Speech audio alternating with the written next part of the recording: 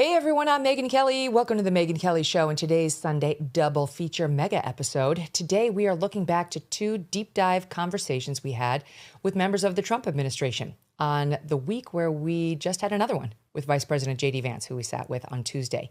You can go and find that on YouTube and all podcast platforms.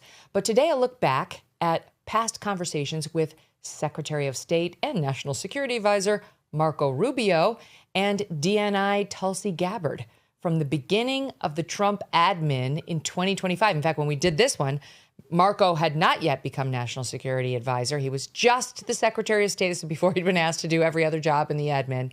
And it still holds. It's such a good overview of the Trump foreign policy vision and the Rubio foreign policy vision. And we covered all, Greenland, Panama Canal, you listen and you will hear a comprehensive vision for Trump 2.0 that you might find very fascinating. And Tulsi, too, who sadly will not be DNI any longer, thanks to her husband's cancer, unfortunately, but came in loaded for bear and ready to really shake things up in the intel field. And now we're just arguing over who will be her successor and whether we can get that person confirmed. There's been some drama around that this week. In the meantime, enjoy the following interviews, and we'll see you Monday.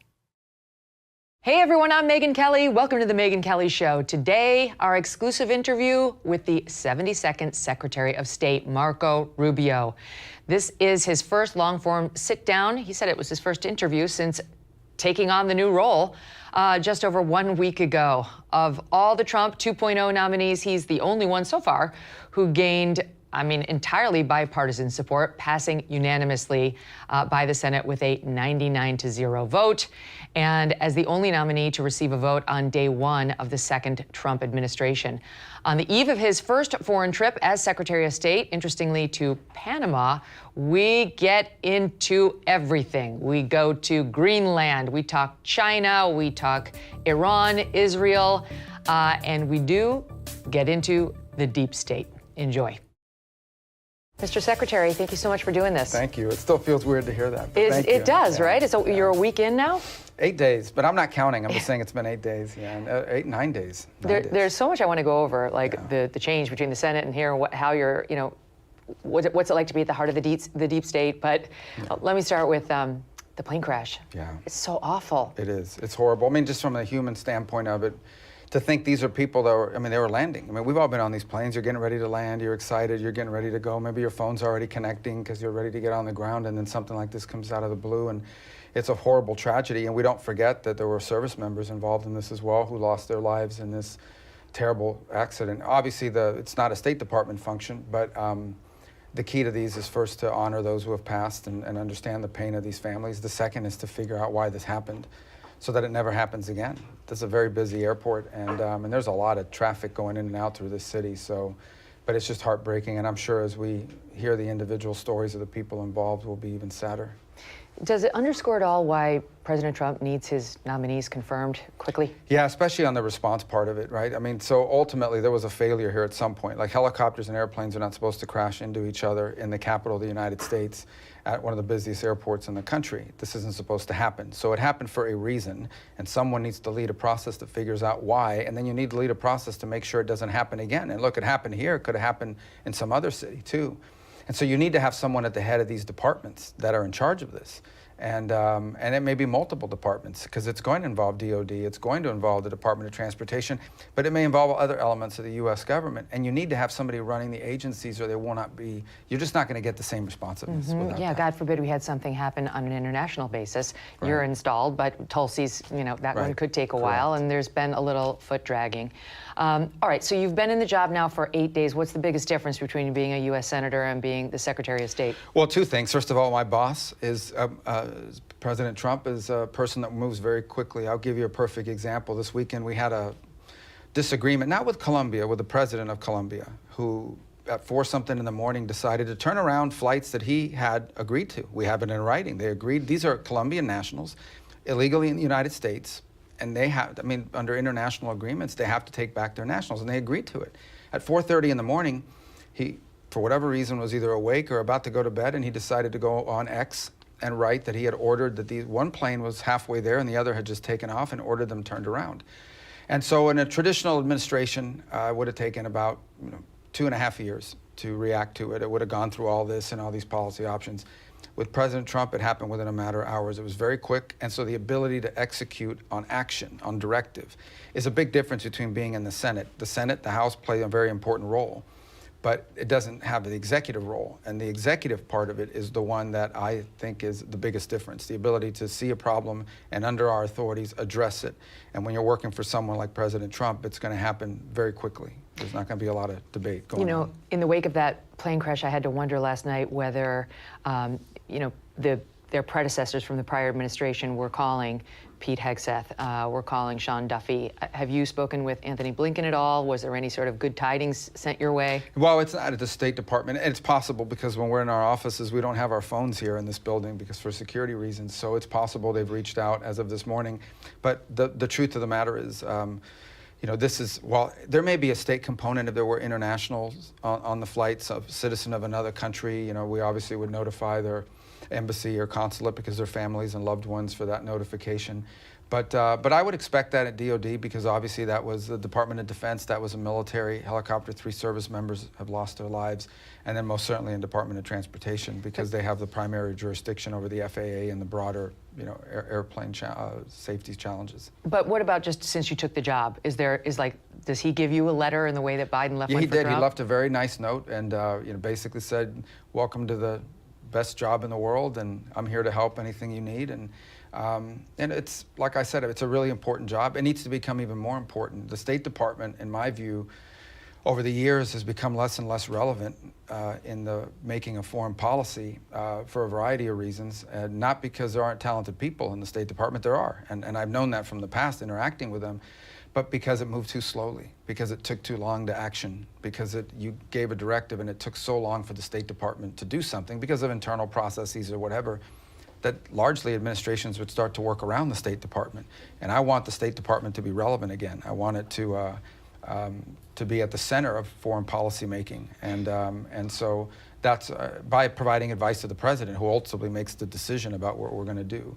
So it's a great job. And I tell you, it's not just the position, but to being Secretary of State for Donald Trump is a great job because you're not going to be wasting a lot of time. No. Once a decision's made, you're going to get to act. It's such a tricky time to be Secretary of State, especially as a Republican, because you look at the Republican Party and it's fractured internally about where we should be on foreign policy. It's not like during the Bush years where it was, we were much more neocon-y on the right. And now there's a real division within the right, within MAGA even, on what should we do about Ukraine? Most of the party, I think, wants nothing to do with that anymore. What kind of saber rattling should we be doing about Iran? There's a large strain that believes none. We should be focused on China, and we should stop demonizing Iran and Russia and keep our eye on our biggest threat. I know you think they're our biggest threat as well. So just give me the 30,000-foot level view of how you're going to navigate that fraction. Well, I think we spend a lot of time in American politics debating tactics, like what we're going to do, who we're going to sanction, what letter we're going to send or whatever. I think it really has to start with strategy. What is the strategic objective? What's the purpose, the mission? And I think the mission of American foreign policy, and this may sound sort of obvious, but I think it's been lost. The interest of American foreign policy is to further the national interest of the United States of America, right? I mean, America first.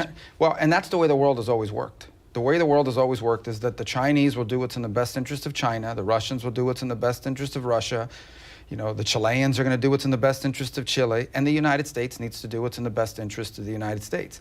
Where our interests align, that's where you have partnerships and alliances. Where our differences are not aligned, that is where the job of diplomacy is to prevent conflict while still furthering our national interest and understanding they're going to further theirs. And that's been lost. And I think that was lost at the end of the Cold War because we were the only power in the world. And so we assumed this responsibility of sort of becoming the global government in many cases, trying to solve every problem. And there are terrible things happening in the world. There are. And then there are things that are terrible that impact our national interest directly. And we need to prioritize those again. So it's not normal for the world to simply have a unipolar power. That was an anomaly. It was the product of the end of the Cold War. But eventually you were going to reach back to a point where you had a multipolar world, great powers in different parts of the planet. We face that now with China, and to some extent, Russia. And then you have rogue states like Iran and North Korea you have to deal with. So now more than ever, we need to remember that foreign policy should always be about furthering the national interest of the United States, and doing so to the extent possible, avoiding war and armed conflict, which we have seen 2 times in the last century be very costly. They're celebrating the 80th anniversary this year of the end of the Second World War. I think if you look at the scale and scope of destruction and loss of life that occurred, it would be far worse if we had a global conflict now. It may end life on the planet. Mm-hmm. I mean, it sounds like hyperbole, but you have multiple countries now who have the capability to end life on Earth. And so we need to really work hard to avoid armed conflict as much as possible, but never at the expense of our national interests. So that's the tricky balance. So I think returning us to that, now you can have a framework by which you analyze not just diplomacy, but foreign aid and who we line up with, and the return of pragmatism. And that's not an abandonment of our principles. I'm not a fan or a giddy supporter of some horrifying human rights violator somewhere in the world. By the same token, diplomacy has always required us, and foreign policy has always required us to work in the national interest, sometimes in cooperation with people who we wouldn't invite over for dinner, mm-hmm. Or people who we wouldn't necessarily ever want to be led by. And so that's a balance, but it's the sort of pragmatic and mature balance we have to have in foreign policy. How do you think we did in the last administration? Because Jake Sullivan, former national security advisor, now former, under Joe Biden, said our alliances are now stronger as they left office. Our adversaries and our competitors are weaker. Russia's weaker, Iran's weaker, China's weaker, and all the while we kept America out of wars. What's your response to that? Well, a couple points. The first is, and we're looking forward and moving forward, but we have to analyze where we stand and the world that we inherited, and I would disagree with that assessment. I think it really begins because the Biden administration, from my view, had internal fractures between State Department and the National Security Council, between different elements of their party. You saw that come to fruition, for example, with our position on Israel, where you had a group that wanted to head in a different direction. That's really a fracture within the Democratic Party as well. Mm-hmm. If you look around the world, I would say that in many cases, our adversaries are stronger than they've ever been and became stronger over the last 4 years. Certainly, Russia does not consider itself weaker than it were 4 years ago. They now control territory they didn't have when Donald Trump left office. I think if you look at the Middle East, we had the outbreak of a war that's been incredibly costly and divisive. It started on October 7th when these savages came across and committed these atrocities. We have a war in Europe as well, in Ukraine, as I mentioned a moment ago. So we had and I think really one of the linchpins that sort of triggered all of that was that chaotic withdrawal from Afghanistan. I think that sent a very clear signal to someone like Vladimir Putin that America was actually in decline or distracted, we can move, and he did. I think you see it in the Indo-Pacific, where every day, it's not just Taiwan, it's the Philippines, are being aggressively challenged by the Chinese militarily, where coercion is spreading throughout the world. The Chinese are using coercive tactics, not just in their near abroad, but in other parts of the world as well. So I don't agree with that assessment. I think we have a lot of work to do. And I'm going to tell you, and this is something that's not often appreciated enough, countries will openly complain about the U.S. being very firm and being engaged in these things in a very firm way. But privately, in many cases, they welcome it. They welcome U.S. engagement. They want to know, they want clarity in our foreign policy. And then they want us to take action to be reliable. And I know of no president, certainly in modern American history, who's more clear than Donald Trump. And I know of no one who's more action-oriented than President Trump. And so that's what the State Department's going to reflect in how we proceed.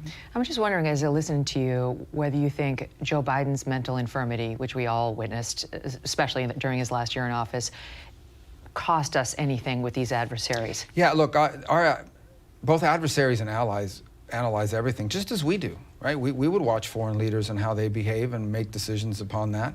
And there's no doubt that foreign adversaries are going to look at how our leaders, not just presidents, but anybody else, react and make assumptions on the basis of it. And sometimes, China's perception of America, this is China's perception of the world. China's perception of the world is that they are inevitably going to be the world's greatest power.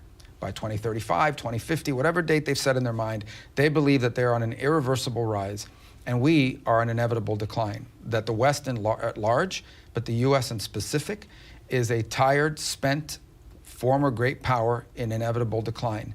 And they believe that foreign policy is about managing our decline and their rise, and they want nothing to interrupt it.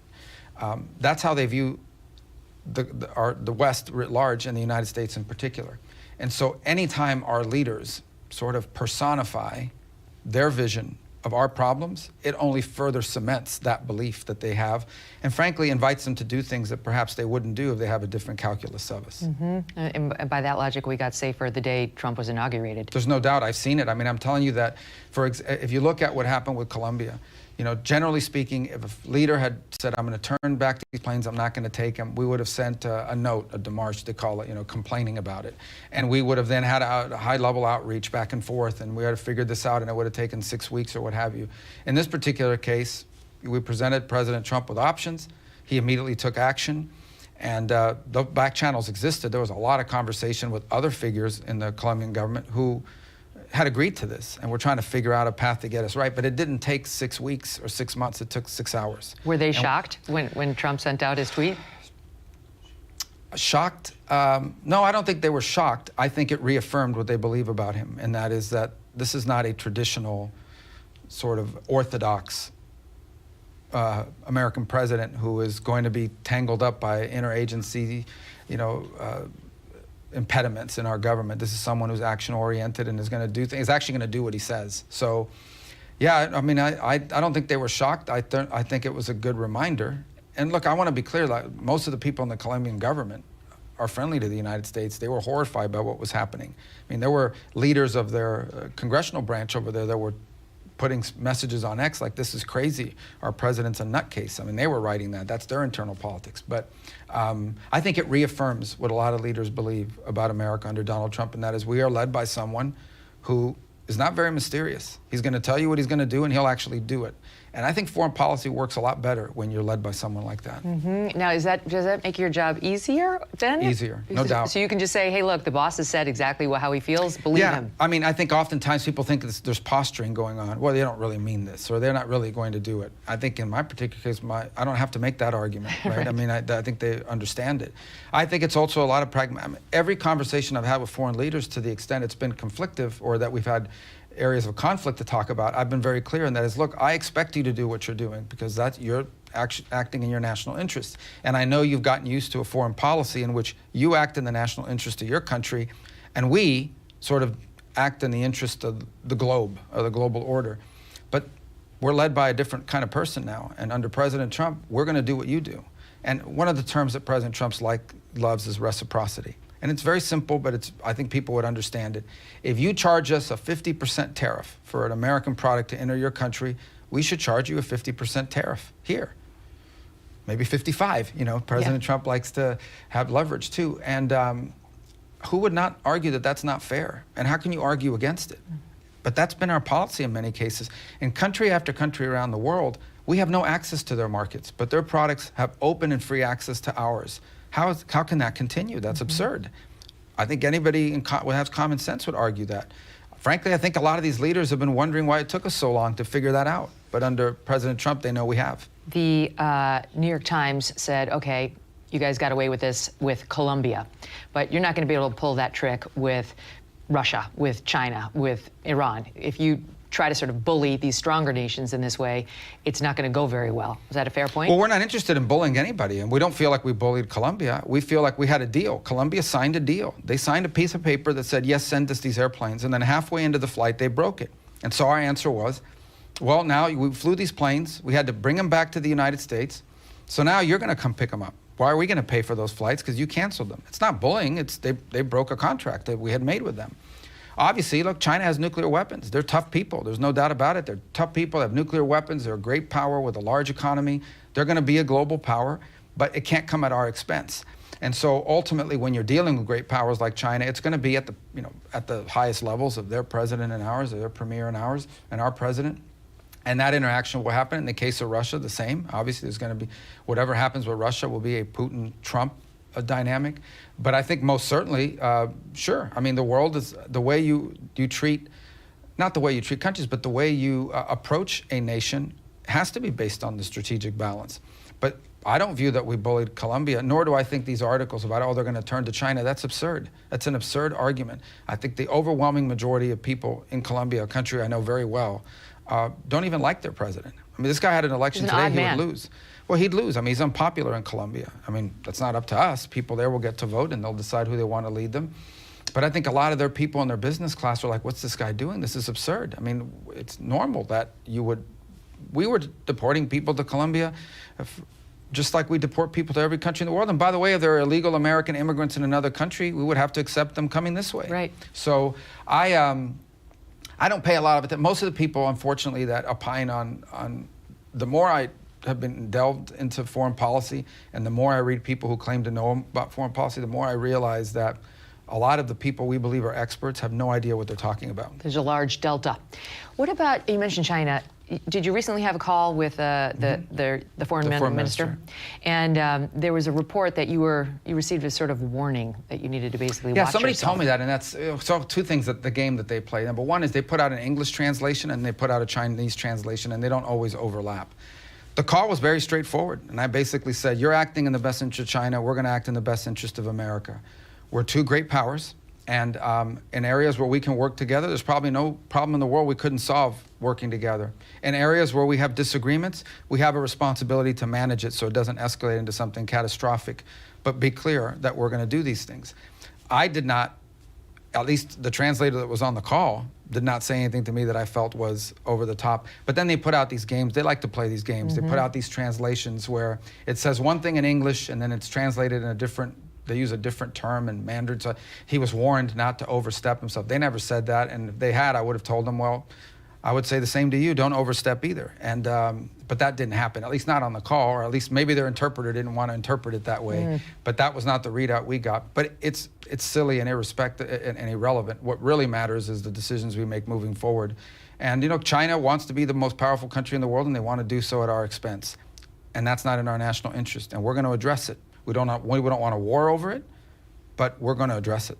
Well, that brings us, and we have more on China, but that brings us to Panama, where you're about to go.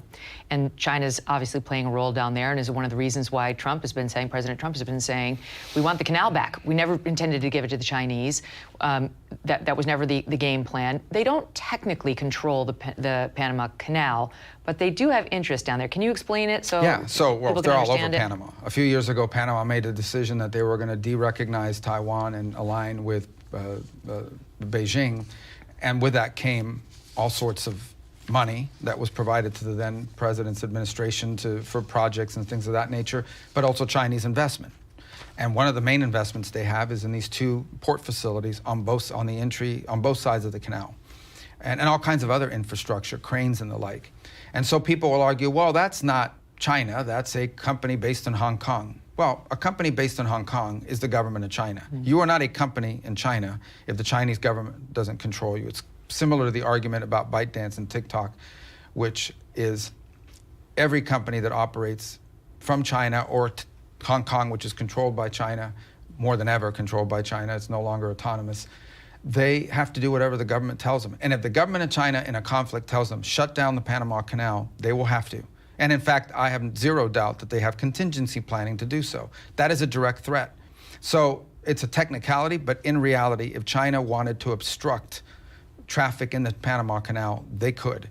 That's a fact. And it's my view that's a violation of the treaty agreement. And that's what President Trump is raising. And we're going to address that topic. It's one of deep concern. That dynamic cannot continue. Not simply because we built it at great cost and lives and treasure, but because it is contrary to our national interest. It is not in the national interest of the United States to have a canal we paid for and we built used as a leverage and a weapon against us. That can't happen. So what's the solution? Well, that's what we're going to have to talk about. And I think the president's been pretty clear he wants to administer the canal again. Obviously, the Panamanians are not big fans of that idea, but that message has been brought very clear. And there are a lot of other areas we can work very closely with Panama on. I mean, their government generally is pro-American on a number of fronts. But this is a core national interest for us. We can work together on a lot of things, and there are a lot of things we can work with them on that are very positive on migration, and they can be very helpful on all sorts of things. And I hope we'll get resolution to those very soon. But that does not in any way replace the core reality that the Panama Canal, we cannot allow any foreign power, particularly China, to hold that kind of potential control over it that they do. That just can't continue. Like, what could they do? I mean, are there these, Chinese control or Chinese businesses along the canal, very large ones that could easily be turned into military facilities? Do they have to get rid of them? Do they have to, what are the kinds of things we could ask for that would satisfy us? Hong Kong-based companies having control over the entry and exit points of the canal is completely unacceptable. That cannot continue because of the China. And if there's a conflict and China tells them, do everything you can to obstruct the canal so that the U.S. can't engage in trade and commerce, so that the U.S. military and naval fleet cannot get to the Indo-Pacific fast enough, they would have to do it. They would have to do it, and they would do it. And now we have a major problem on our hands. That's number one. Number two, we have to talk about the fact that we built this thing. We paid for it. Thousands of people died doing this, Americans.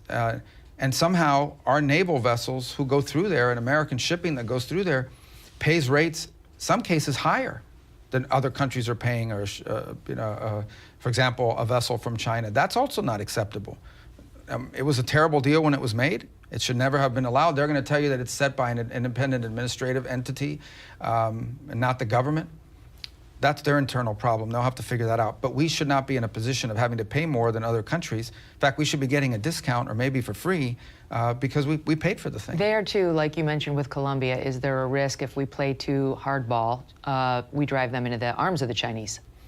Well, I would argue that the canal's already in the arms of the Chinese. So, I mean, that's one aspect I would say. And we can't operate that way. Like, we can't operate in the world saying, well, we can't defend our national interest because if not, these countries will turn to China against us. I mean, we wouldn't allow that to happen. It would be against our national interests.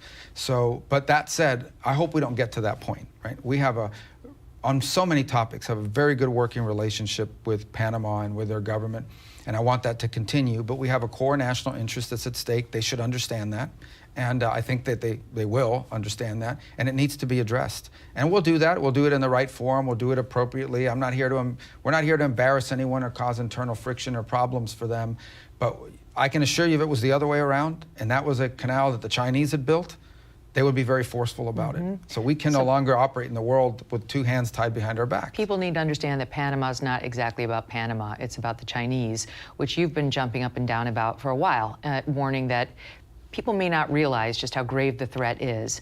And you said something, I think it was at your confirmation hearing, to the effect of, if China gets what it wants in 10 years or so, life could look very different. Like, it maybe could be even dramatic faster. for us, for America. Yeah, so I mean, they can today control, I mean, we love our technology and we need it for all kinds of advances. All of that depends on critical minerals at the end of the day, ranging aluminum, cobalt, you name it. They have gone around the world buying up mining rights, and they control not just the mining of it, but the refining and the production of it and the use of it for industrial purposes. So remember during COVID, everybody was freaking out because we couldn't get the masks because they were all made in China. And then we couldn't get this because they were all made in China. We had lost and given away our industrial capacity. This is even graver. This is the rare earth minerals. This is the raw materials necessary for some of the things that go into our most advanced technologies in the defense realm and in medicine. 80-something% of the active ingredients in generic pharmaceuticals in the United States are made in China. We can't make them. So if they decide we're going to cut you off from these things, we'd be in a lot of trouble because we gave away our industrial capacity on those things. That can't continue. That's a vulnerability that we face, and they will use it as leverage. In fact, they are already using it as leverage. For the first time ever, they have actually imposed export controls on critical minerals to damage our national security, but ultimately our technological capacity as well. So it ranges topics, but ultimately, if China controls the means of production for both raw material and industry, then they have total leverage on us economically. And that's the world we're headed to. And I was wrong, maybe not in 10 years, maybe in 5. So, I mean, it's a dicey situation. President Trump knows all this. Yes. And yet, one of the top Chinese leaders attended his inauguration. He understands that it has to be played very carefully. We don't want to make an open hot war enemy out of them, but we've been passive for too long. Yeah. First of all, one of the interesting things about President Trump is he's incredibly accessible. People don't believe this, but I mean, if you're a rank and file, not even leadership, member of Congress, and you call the President of the United States, the chances are you're going to get a call back, and you're going to get a call back from him, and you might get a call back that very day, maybe within an hour or two. He's incredibly accessible. to both Americans and also to foreign leaders.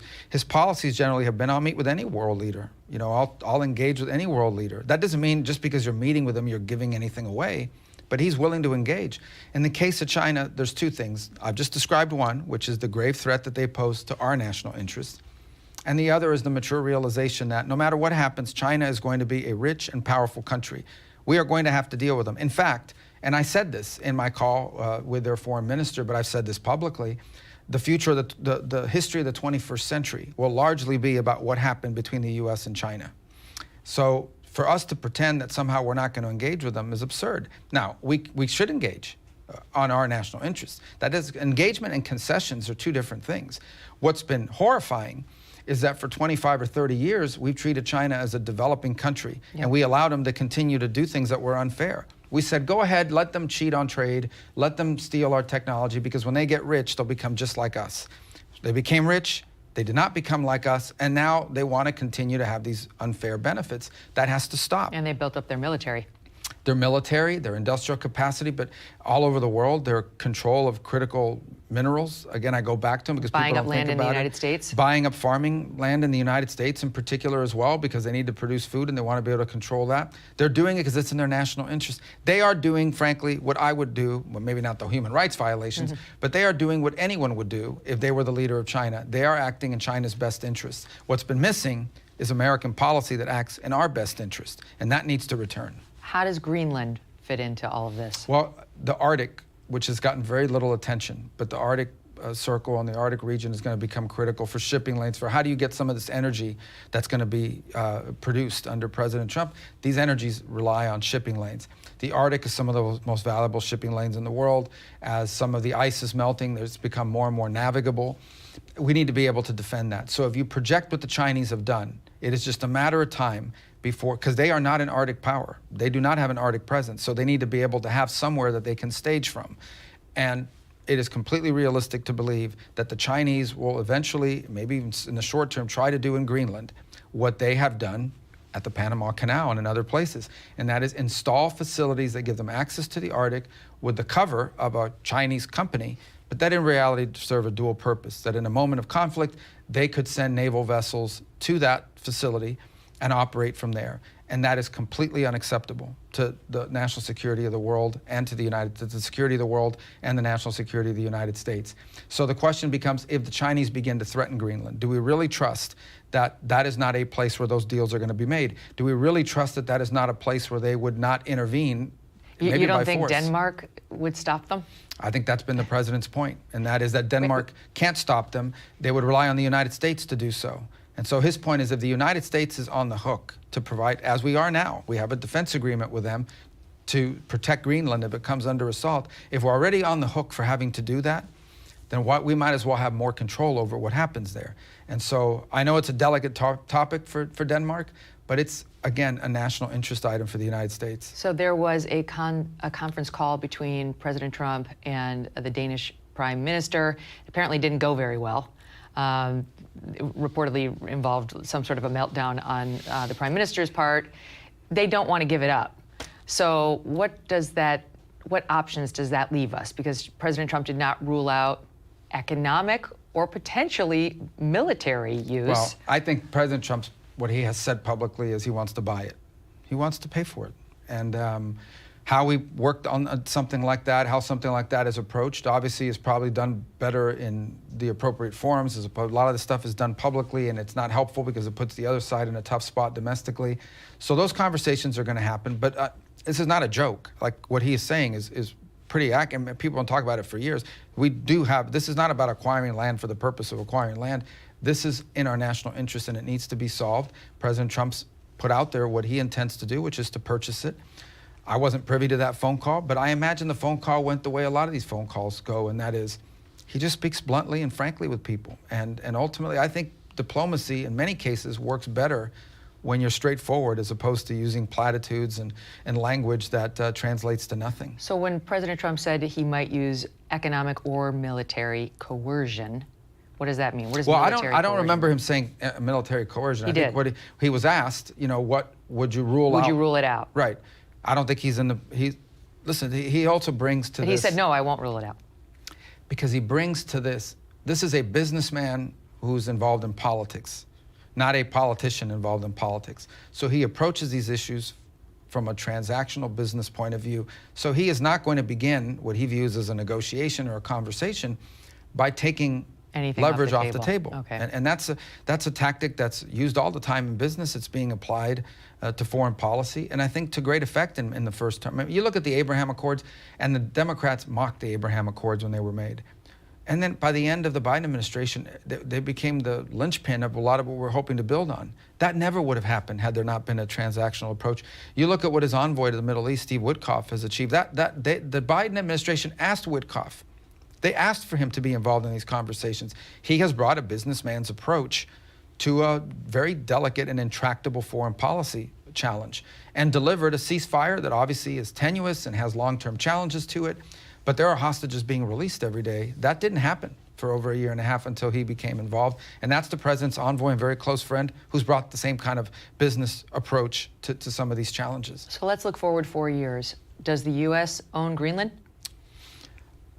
We'll see. I mean, obviously that's the president's priority, and he has made that point. I think that what I can tell you about 4 years without getting into specifics, because I don't, we're not in a position yet to discuss exactly how we'll proceed tactically. What I think you can rest assured of is that 4 years from now, our interest in the Arctic will be more secure. Our interest in the Panama Canal will be more secure. Our partnerships in the Western Hemisphere will be stronger. We need to understand a lot of these countries in Central America, they're not destination sites. They are countries that migrants come through, and that these human trafficking rings run people through. It creates tremendous instability for these countries at a tremendous cost as well. They would welcome help in stopping that migration corridor from continuing because it's destabilizing their countries. So I think we're going to have a Western Hemisphere that's more secure, and our national interest in all parts of the world, that's the goal, are going to be more secure from the Arctic to Central America to even Africa and certainly the Indo-Pacific.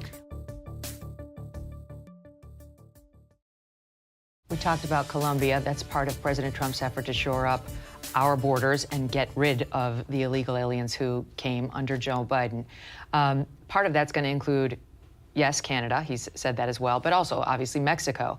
And President Trump is threatening to slap tariffs on both of them if they don't get in line and start doing some of the things that we want them to do as soon as this Saturday. They're jumping up and down saying, we want to cooperate, let's work diplomatically before you slap tariffs on us. Where do you stand on that? Well, we've had conversations with Mexican government officials. I met yesterday with the foreign minister of Canada. I think there are two topics, and they have to be separated, but they're interrelated. The first is the migration, particularly with Mexico. There are parts of Mexico, many parts of Mexico, in which the government doesn't control those areas. They're controlled by drug cartels. They are the most powerful force on the ground, and they are plowing into the United States. They're facilitating illegal migration, but they are also bringing in fentanyl and deadly drugs to our country. That's a national security threat, and that needs to stop. So we expect their cooperation on that, because they should. If it was the other way around, they would expect that as well, and that needs to be addressed. Secondarily to that is the president feels that we have a trade imbalance and unfairness with Mexico on a number of products, including agricultural products that are dumped on our markets, but also the Chinese. What the Chinese are now doing is they're creating these front companies, they're investing in Mexican manufacturing, and then backdooring, using the USMCA, the free trade agreement, to get Chinese goods into America. And so it creates this trade imbalance, and that needs to be confronted. So when the president talks about tariffs, he talks about it on two fronts. As obviously a leverage and pressure point when it comes to cooperation on migration, but separate from that, it's also related to unfairness in our trade relationship. With the Canadians, obviously, the border is one of the biggest, if not the biggest land border in the world. We share common interests there. I think they don't want to see their country filled with fentanyl either. I think if I were them, I'd be concerned that with the crackdown on illegal immigration in the United States, people would flee north into Canada. So you would think we'd be able to work with them very cooperatively on border security. And then there's a broader trade imbalance with them that the president wants to address as well. And so that's why those conversations are important. These are not hostile moves. Are these tariffs going to kick in on Saturday? Well, we'll see. I mean, that's the president's decision to make. And, we'll be prepared to address it from a foreign policy perspective, whatever decision he makes on those things. That's his decision to make. Whether he makes it this weekend or a week from now or a month from now, he clearly wants to address both illegal migration, but ultimately also our economic interests. Who is more likely to be the 51st state, Canada or Greenland? Well, again, look, I think that we're a long ways from that point. I think the president's made his view on this very clear, and that is our interests in Greenland are endangered, and that needs to be addressed, and he's willing to buy it. And our interests with Canada particularly, I think if you go back, and I think he said this publicly, he had a conversation with Trudeau, and he asked Trudeau, well, what would happen if I imposed these tariffs on you? And he said, well, we would be done as a country. We would be finished. And his whole point is, well, if the only way you can survive as a country is by having a trade imbalance with the United States, then maybe you should just become a state. Right. And that was the genesis of that conversation. So we have issues that we need to address with Canada. They're good friends. I mean, we work with them on a lot of things. We have a deep partnership with them, and but there are some issues we're going to need to address. But what are the risks to us? Because you've got the Premier of Ontario saying we can't bring a knife to a gunfight here. If they're going to do this to us with these tariffs, we got to fight back the same way. We supply them with a bunch of electricity. Let's shut it down. So can Canada shut our lights off? Well, then who would they be selling it to? Where else would they send that electricity? I mean, it would hurt them as well. They would have no market to sell it to. And I would also argue that the United States, I don't think Canada is a strategic threat to the United States. I'm not comparing them to China or what have you. But it brings to mind the point of energy independence and how critical that is. We don't want to be in a situation, you mentioned that about Canada. Imagine if in the future, the argument is not Canada's threatening that. Well, who's threatening that is China. Who's threatening that is Russia. I mean, one of the great mistakes that were made is by unilaterally disarming when it comes to energy production. By not fully utilizing our energy resources in this country. Other countries didn't follow the same line. For example, China today has the largest capacity of unused, they are able to process more oil than any country in the world right now. And they build more coal plants than anybody in the world right now. They'll talk about green energy and batteries and cars, and all, but they are using all of the above strategy on their energy. We've unilaterally disarmed on energy. All they've done is continue to increase their capabilities on energy because they know you need energy to fuel all this. AI alone was going to require an extraordinary amount of energy that the world right now can't produce to fuel it. Whatever country has energy resources that are cost effective is going to dominate AI, which is going to dominate many, many fields. So I think at the end of the day, it's a reminder when you talk about Canada of why energy is a national security matter and why the U.S. must be able to have a reliable and consistent source of energy, or we are in a lot of trouble. Our planes won't fly, our ships won't be able to sail, and our economy will not function without energy. One of those issues that's become dicey within the Republican Party is NATO. We've talked a lot about these other countries doing their fair share and doing the's part, and this is why NATO's become controversial, because there are many people who believe, what are we doing this for? It made sense right after World War II, but does it make sense today? And the United States tends to be the dominant player. The Europeans can support themselves. They don't need the United States to be the big babysitter of the world, and it creates more opportunities for us to get involved in foreign conflicts that we shouldn't be involved in. To that, you say what? Well, the president's position on NATO is the same every other president has had, and that is that our allies, many of our allies in NATO, do not do enough to provide for their own security. Every other president's made the same complaint. He's just actually been serious about it, and that's what he's pointing to. And look, it's interesting, and in fairness, Poland, Lithuania, Estonia, the closer you are to Russia, the more they're spending as a percentage of their GDP on national defense. But then you have countries like France, okay, or you have countries like Germany. These are big economies, powerful economies, and they don't spend as much on national security. Now, why? Because they rely on NATO. They say, well, we don't need to spend that much on... Yeah, we don't need to spend as much on defense because America has soldiers here, and if they get attacked, they'll be our national defense. So we can instead spend all that money on this enormous social safety net. When you ask those countries, why can't you spend more on national security, their argument is because it would require us to make cuts to welfare programs, to unemployment benefits, to being able to retire at 59 and all these other things. That's a choice they made. But we're subsidizing that. So I think if you were articulate the president's point on NATO is, number one, they need to do more. And I do think long term, there's a conversation to be had about whether the United States needs to be at the front end of securing the continent or as a backstop to securing the continent. And if you talk to countries on the eastern periphery, the ones closest to Russia, all of them are building the capability to be at the front end. The Poles, the Czechs, all of these different places. And if you move further west to the richest economies, Germany, France, Spain, they don't spend enough on national security. They're relying on us to be the front stop. And that's not an alliance, that's a dependence. And we don't want that. We want NATO. We want a NATO in which we have strong and capable allies. Finland's a very capable ally. They make weapons. They bring something to the table. We need more countries like that to behave in that manner in the alliance, and then it'll be a stronger alliance, and it'll be able to work cooperatively, not just in Europe, but in other challenges we face around the world, hopefully even the Indo-Pacific potentially. Ukraine's another issue that's got the party divided. You've got a lot. I'm sticking within Republicans now because there's a whole other debate with the other side of the aisle, but who say, no, Putin's a bad actor, Russia's a growing threat, and we're doing the right thing by backing Ukraine. And I would say the majority of Republicans now are against that viewpoint and think we've spent too much. It's any place from $105 billion to $187 billion. And they've lost. We just have to be realistic about the fact that Ukraine has lost. It's not going to gain back any of this ground, and we need a negotiated settlement now before we keep throwing good money after bad, and we can't afford it. We've got Americans who are suffering now. I think that's the majority view, even on the Republican side now. It also happens to be the reality on the ground. First, let me say this. We think what Putin did was terrible. Invading a country, the atrocities he's committed, he did horrible things. But what the dishonesty that has existed is that we somehow led people to believe that Ukraine would be able not just to defeat Russia, but destroy them, push them all the way back to what the world looked like in 2012 or 2014, before the Russians took Crimea and the like. And in the result, what they've been asking for the last year and a half is to fund a stalemate, a protracted stalemate, in which human suffering continues. Meanwhile, Ukraine is being set back 100 years. Their energy grid is being wiped out. I mean, someone's going to have to pay for all this reconstruction after the fact.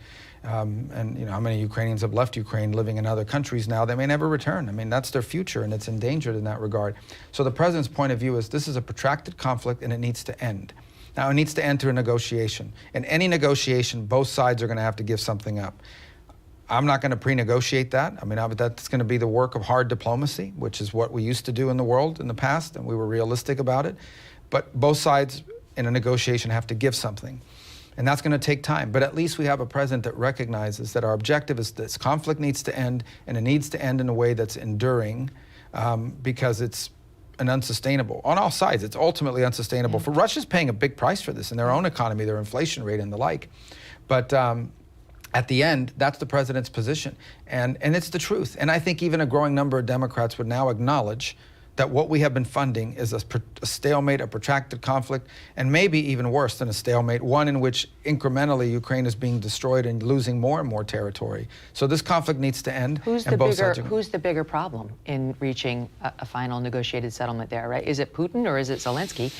There's a report out that the Ukrainians are just banking on Putin digging his heels in and becoming annoying to President Trump on this because he won't give an inch, and they're hoping that President Trump will come back over closer to their worldview about Putin, about Russia, about this conflict. So who do you see as the bigger obstacle into getting a negotiated peace there? Well, I think there's the public and then there's the private, right? So in what you see portrayed publicly in conversations and what leaders say, a lot of it is speaking, they have domestic political considerations. Even Vladimir Putin, who controls media, still has to care about what public opinion is in Russia and his image and what, how his entire personality is built around. Why do you think he does the shirtless pictures? He didn't do those anymore. I think it's been a while. I asked him, why do you do it? When I interviewed him, and he said, I give the people what they want. Yeah, well, the point is that he has got his own domestic considerations, and so does Zelensky, right? I mean, at the end of the day, he's got, if you imagine if you're a Ukrainian, the Russians have made you suffer so much, and now you're going to let them keep land. I mean, people would be upset about that in Ukraine, and you would understand it.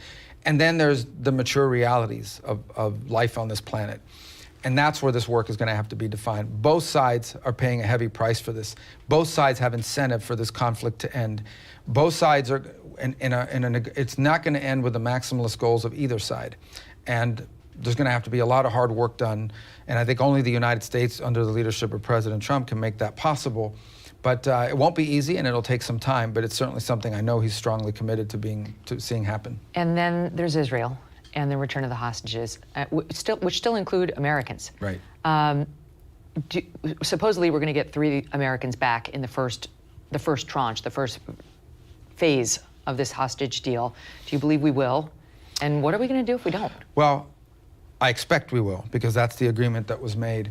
And but the core problem here remains, and that is ultimately, as long as there is an entity like Hamas, whose express purpose is the destruction of the Jewish state, who is willing to commit horrifying atrocities against civilians, against teenage girls at a concert, and do the things that they've done, and take hostage for a year and a half babies and elderly and murder and all the things that they did, that's a threat to Israel's national security. What country in the world can be expected to live alongside an enemy armed, capable, and willing of committing horrifying atrocities? You can't. It's awful. So I think that the ceasefire is important because it brought an end to some of the destruction and certainly allowed hostages to be freed at an extraordinary cost. I mean, we're talking about a ratio of 1 to, you get a teenage hostage in exchange for 250 killers, Hamas killers that are released from prison. So just think about how unfair that trade is.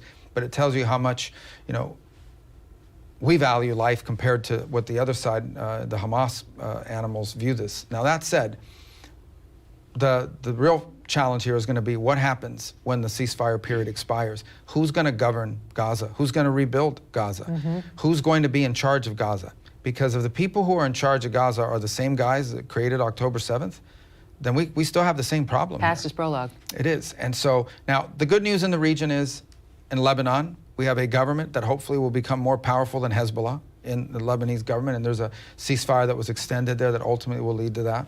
In Syria, a group has taken over.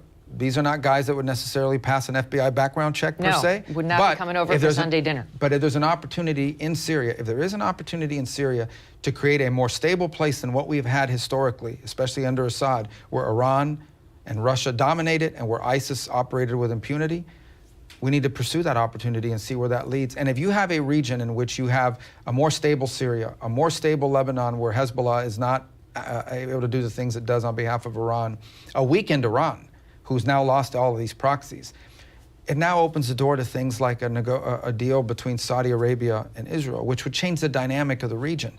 And then ultimately, not make easy, but make easier resolving some of these challenges that we face with the Palestinian question, and in particular with the Gaza question. So there's a lot of work to be done there. None of it is certain. All of it is hard, but real opportunities that we couldn't have even imagined 90 days ago. Domestically, Trump pulled the security around Mike Pompeo, who was his Secretary of State. And I wonder if what your reaction was to that, because his defenders are saying it's an outrage and that he's exposed now. Look, the president has the authority to make those decisions and to execute those orders. I can tell you they're all were run through the process that exists for assessing threat versus cost. That process was executed on. There was agreement that this was something that could be done.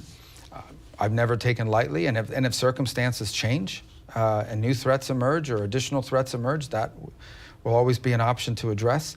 But if you look at some of it, is also not sustainable. I mean, theoretically, if Iran decided or things got out that Iran wanted to continue to kill people, we would have to provide everybody a security detail. So there's a balance there. We don't want to see any Americans harmed, but those decisions about who we provide security for have to be based on a risk assessment, and those risk assessments were done, and it led to that outcome and that conclusion. On the subject of risk assessment, we pulled U.S. foreign aid. We paused U.S. foreign aid with humanitarian exceptions, and then there was a bunch of negative blowback on how this was stopping critical medications and other humanitarian aid that was being provided to our third world allies.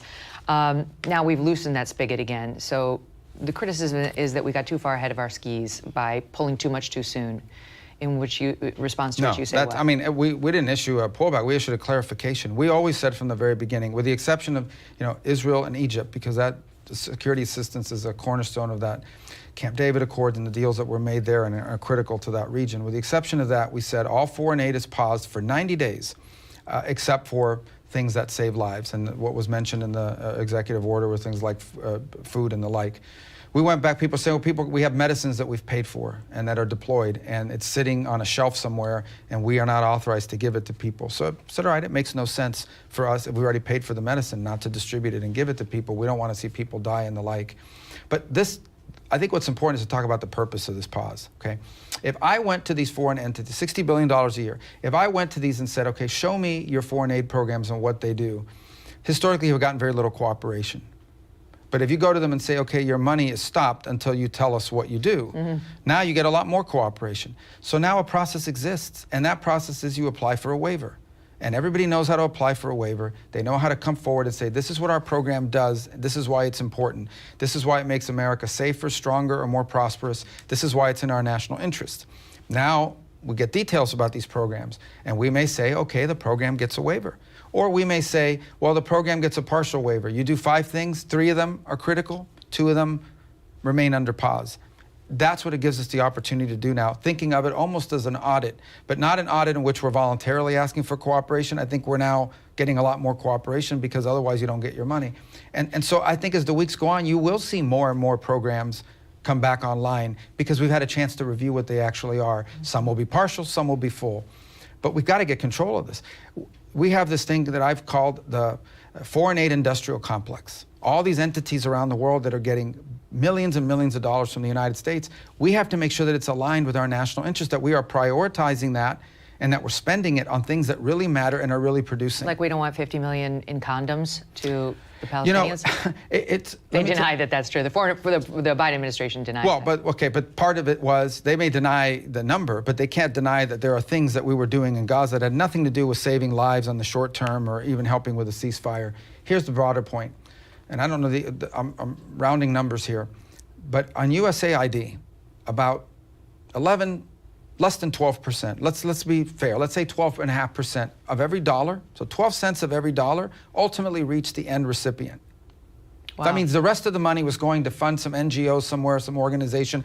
Maybe there's a justification for it. But before I stand before a congressional committee or the American people and say, we sent $1 to help this cause, but only 12 cents of it really got to the people we're trying to help. The rest of it went into the hands of an organization. How do we justify that? I can't justify that. I need to know answers to that. And so these are the kinds of things that we have to go through. So and ultimately, our foreign aid has to be a tool that we use to advance the national interest. The U.S. government is not a charity. It spends money on behalf of our national interest. There are a lot of great causes in the world, and the private sector can raise as much money as they want for those. We, taxpayers, are going to invest in the things that further our national interest, and that's the process we're going through right now, and the pause has helped accelerate it. I'm going to wrap it up, but I do want to ask you about just a couple more things. Number one, 8 years ago, you and I were across from each other on a debate stage. Donald Trump was center stage, and he was insulting both of us. Yeah. And things have really changed in 8 years. Yeah, I mean, can you talk about that evolution? Yeah, I mean, so I love like mixed martial arts and boxing, right? And I see people go in the ring, and I've never heard anyone ask a boxer, why did you punch him in the face in the 3rd round? And the boxer would say, well, because it was a boxing match. And so, you know, campaigns are a competitive environment, and President Trump's a tough guy, and so these things were going to get rough and tumble. But there's another difference. I didn't know Donald Trump when he ran for president. I mean, I knew who he was, but I didn't know him as a person. Then he became president. I was in the Senate. Those were the 4 best years I've ever had in the Senate because we got a lot of things done working with him. I got to work around him. I got to know him as a person, not as the caricature on television, but as a person, about the way he works, the way he makes decisions. You learn from being around someone like that as well. The things he does on an interpersonal basis with people, the acts of kindness that are never going to be reported, the things he does for people that you're never going to hear, but that and over time, there's a big difference between the way you know someone and when you don't know them. And I would also say this, you know, I worked in the Senate, 98 of my colleagues, because I voted for myself, 98 of my colleagues, these are people I strongly disagree with. These are people that have accused people who hold some of my policy positions of being some of the worst human beings on the planet. And yet, on a personal level, I had to figure out a way to work with them and get along with them, and they're in the other party. So I don't understand this idea where if a Democrat and a Republican run against each other, you lose the election, you're expected to now, okay, the election's over, you guys need to work together in the interest of our country. If that's expected among people that are in opposite parties, what should be expected of people that are in the same party? They should be expected to also work together. In the end, I'm in this because I want to serve my country, not because I want to be an enemy of anybody else's on a personal level. In the case of President Trump, I've worked alongside him and I've gotten to know him over the years, and I hope that we've gained a mutual respect for one another as well. And so much so that I was honored to be his nominee for Secretary of State, and now I am. Yeah. And it's an exciting time to be here. You gave it back to him just as good, and I gave him a few punches too. So we it was fair game. We were both fair game back when that was happening. It's almost 10 years ago now, that debate, that August 15 debate. I mentioned at the top of the interview flippantly the deep state thing. You know, it is a real concern for a lot of people that there's like a group of people at state and elsewhere who will actively work to undermine your agenda and President Trump's. Well, I think that's going to be true in any large organization. You're going to have people that are not aligned with a mission or not aligned with carrying things out. And I think I always am careful about it, not because I'm resistant to the idea per se, but because I also think there are very talented people who may not agree with me on policy, but will do what the mission is. They will carry out the mission. And I think we expect that of people all the time. You know, I mean, if you think about it, when I don't know who the pilot maybe it's a terrible analogy on a day like this, but we don't know when we get on a commercial aircraft who the pilots voted for, you know, or who they're, but I don't think they're going to harm us. You go to a doctor, I don't necessarily check their voter registration, and we expect doctors to treat us well. And I think the same is true for people that work. There are a lot of professionals that work in the State Department who will carry out the mission, but they need to have a clear mission. And they want the State Department to be relevant again and have deep expertise on topics that we need their support. Now look, if someone is going to actively undermine the work of the elected administration, that's a problem. And I think any agency would argue that, and I think any president would argue that. In the end, the State Department and foreign policy is not separate from our republic. In our republic, the American people elect a president, and that president is the executive officer of our country and is charged with executing our foreign policy. And our agency's job is to execute the president's foreign policy. We don't have an independent foreign policy, independent from our republic, independent from our people, independent from the outcome of elections. And so our expectations is that no matter how people may feel about political leaders or me or the president or anybody else, their job is to execute on the policies the American people have chosen through their elected representatives. And that's what we're going to do at the State Department. And I think the overwhelming majority of our workforce will comply with that. It's pretty cool. Your parents were from Cuba. They immigrated here in the late 1950s, I think. Your dad was a janitor. May 27th, 1956. Your mom works in a hotel as a maid. And here you are, Secretary of State. Final thought on what that says about the United States of America. That it remains the only place where anyone from anywhere can achieve anything. And I think from our example is what other countries we hope will try to emulate in their own nations. And so it's a testament not just to the country, but to the people of this country. And the greatest gift my parents ever left me is they never discouraged, never did my parents ever say, you can't be that. People like us can never be that. They've always encouraged us to have big dreams and pursue them, whatever they may lead. And if you work hard, you can achieve what they are. For some people, that dream is, I just want to have a really good job and raise a family and be able to leave my kids better off than themselves. And for others, it's professional dreams as well. And I am blessed to be a citizen of the only place in human history where that's happened for so many. Those dreams have led you to this position and soon to Panama, where we need you. You got an important job. Good luck. Thank you. Thanks you so for doing much. This. Great to see you again. A lot of fun. Thank you. Hey everyone, I'm Megyn Kelly. Welcome to the Megyn Kelly Show. We have a very special program for you this morning, all about Tulsi Gabbard. When I first met Tulsi, she was still a Democrat, and it was early on in her career. When she first came on this show, we didn't even have audio. We didn't even have video. It was an audio-only podcast. And you could hear her with the birds tweeting in the background from her home state of Hawaii. And the two of us were wondering what our next move was in life. This podcast was fledgling. She had been ostracized by the Democrats and the Democrat Party. And here we are 5 years later, both in very different places. She's now running at the top of 18 intelligence agencies, and I'm down here interviewing her at the Office of the Director of National Intelligence. So many did not want her to get this post because while Hillary Clinton and others accused her of being Putin's puppet, etc., what crushes them about Tulsi Gabbard is she's no one's puppet.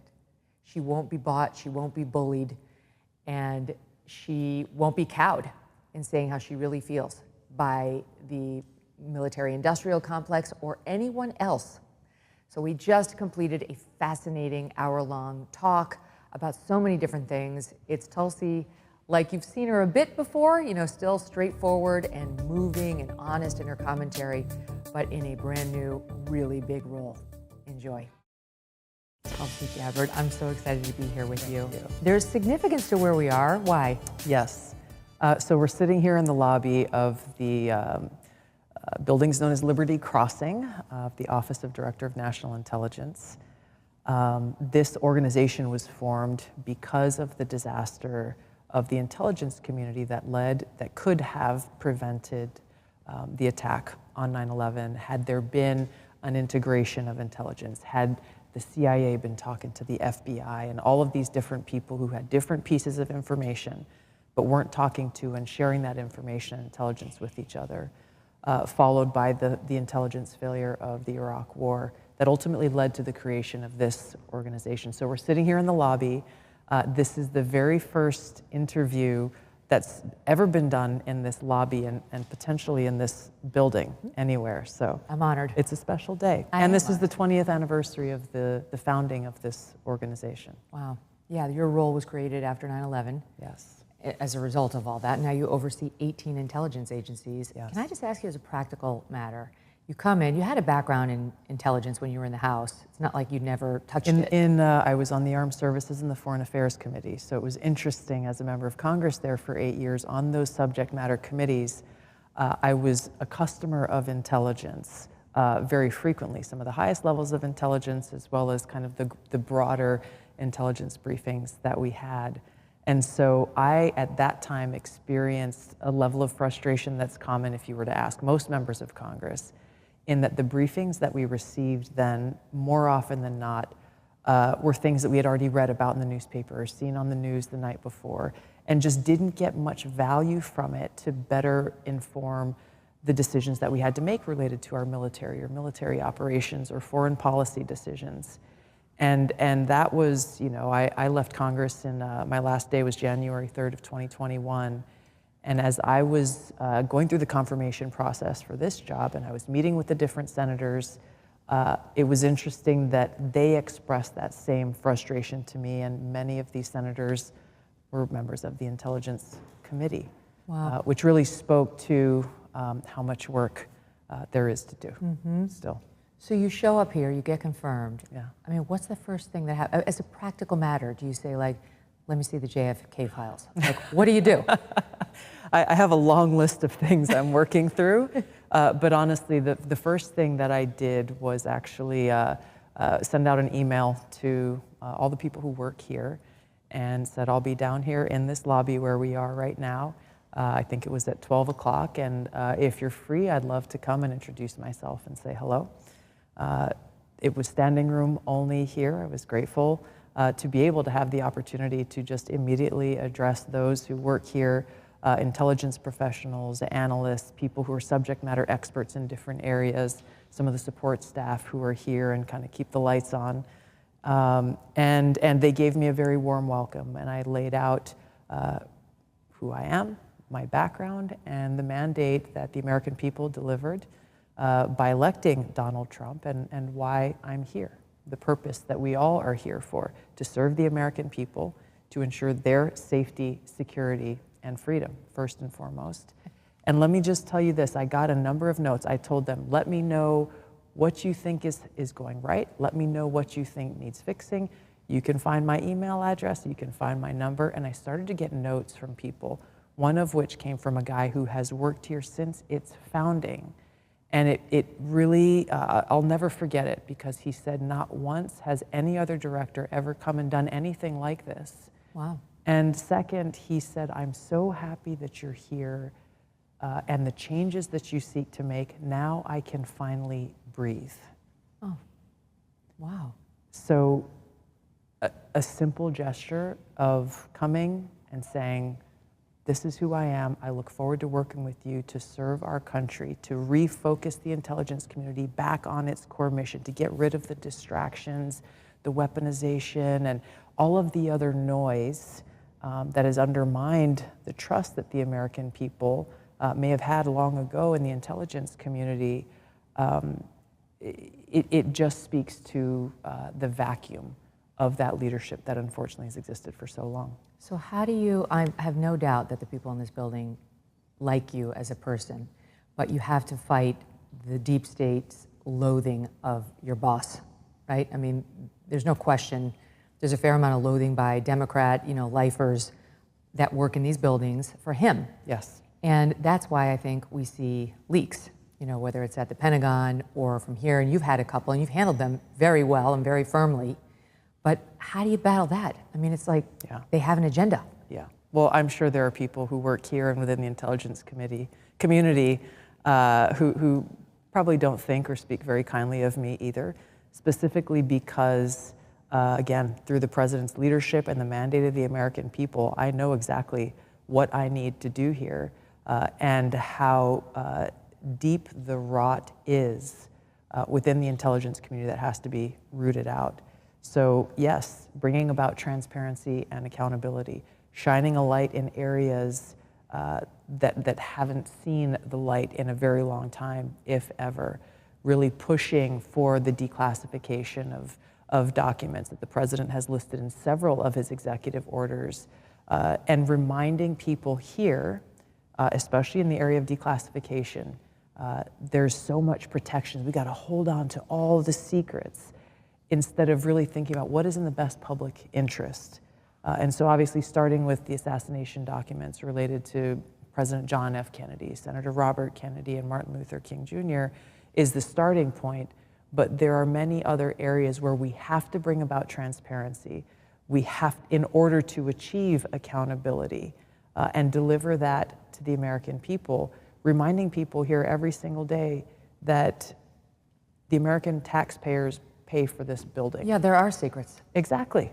They keep the lights on. They are the ones who are funding your paycheck, that's paying for your rent, your mortgage, your ability to feed your family. The American people are who we work for. So any other level of protectionism of like, well, we don't want this agency to be embarrassed by what we are going to expose in the truth to the American people, it's a wrong-headed mindset and speaks to the huge culture shift, the mindset shift that has to take place here. And this is the bigger thing that we are tackling here and that the president is tackling and we're tackling across the entire federal government. Did we learn something new in the RFK and JFK documents in particular? I didn't follow it that closely, to be honest, but my takeaway was most people thought it didn't add that much. Am I wrong? I gotta say, I'm not someone who has studied these over the years, so I'm probably about where you are. Yeah. There were new pieces of information. Did you get a briefing from somebody who said, holy God, it really was the CIA? No. Okay. And those who are experts on this, who've studied this for a long time, did not find what they were looking for. Mm-hmm. So yes, there was new intelligence and information that was declassified that had not ever been seen by the public before. There were new revelations that came through, but in both of those cases, and in a few days, we're releasing another, I think, 50 or 60,000 pages related to Senator Robert F. Kennedy's assassination, because we had to go out and hunt and find those files stuck in other warehouses. But whether or not it delivers the quote-unquote smoking gun, the important thing is that the transparency is there. Well, it's even more reason to release it. If it doesn't have anything, it's like you must have looked at some of this and said, why was this kept a secret for so long? Exactly. It just sends people spinning. Exactly. On the subject of documents that we'd like to see but haven't, COVID and its origins. Yeah. I'm sure you saw that just before we sat down tonight, the Chinese State Council Information Office, I don't even want to know what that is, but it sounds bad. They have determined that COVID came from us, that it's more likely than not that COVID originated in the United States and not in China. I'm wondering whether you have any dispute with that based on what you've seen over here. The intelligence community has been responsible for trying to figure out in part how this thing started. So I created a kind of a special teams group, the Directors Initiative group, that is focused on investigating a number of the president's top priorities and the things that the American people really deserve and want to know the truth about. The origins of COVID-19 is one of them. So they're actively working on that. A lot of the work that's been done is on covid.gov. Have you had a chance to look? Oh, Trump changed it. It's quite a transformation of the website. For anybody watching, if you haven't seen it, check it out. It's the annoying website to which YouTube and all social media used to refer people with Fauci talking points, and now it's been completely reversed. So a lot of what's been found is already there.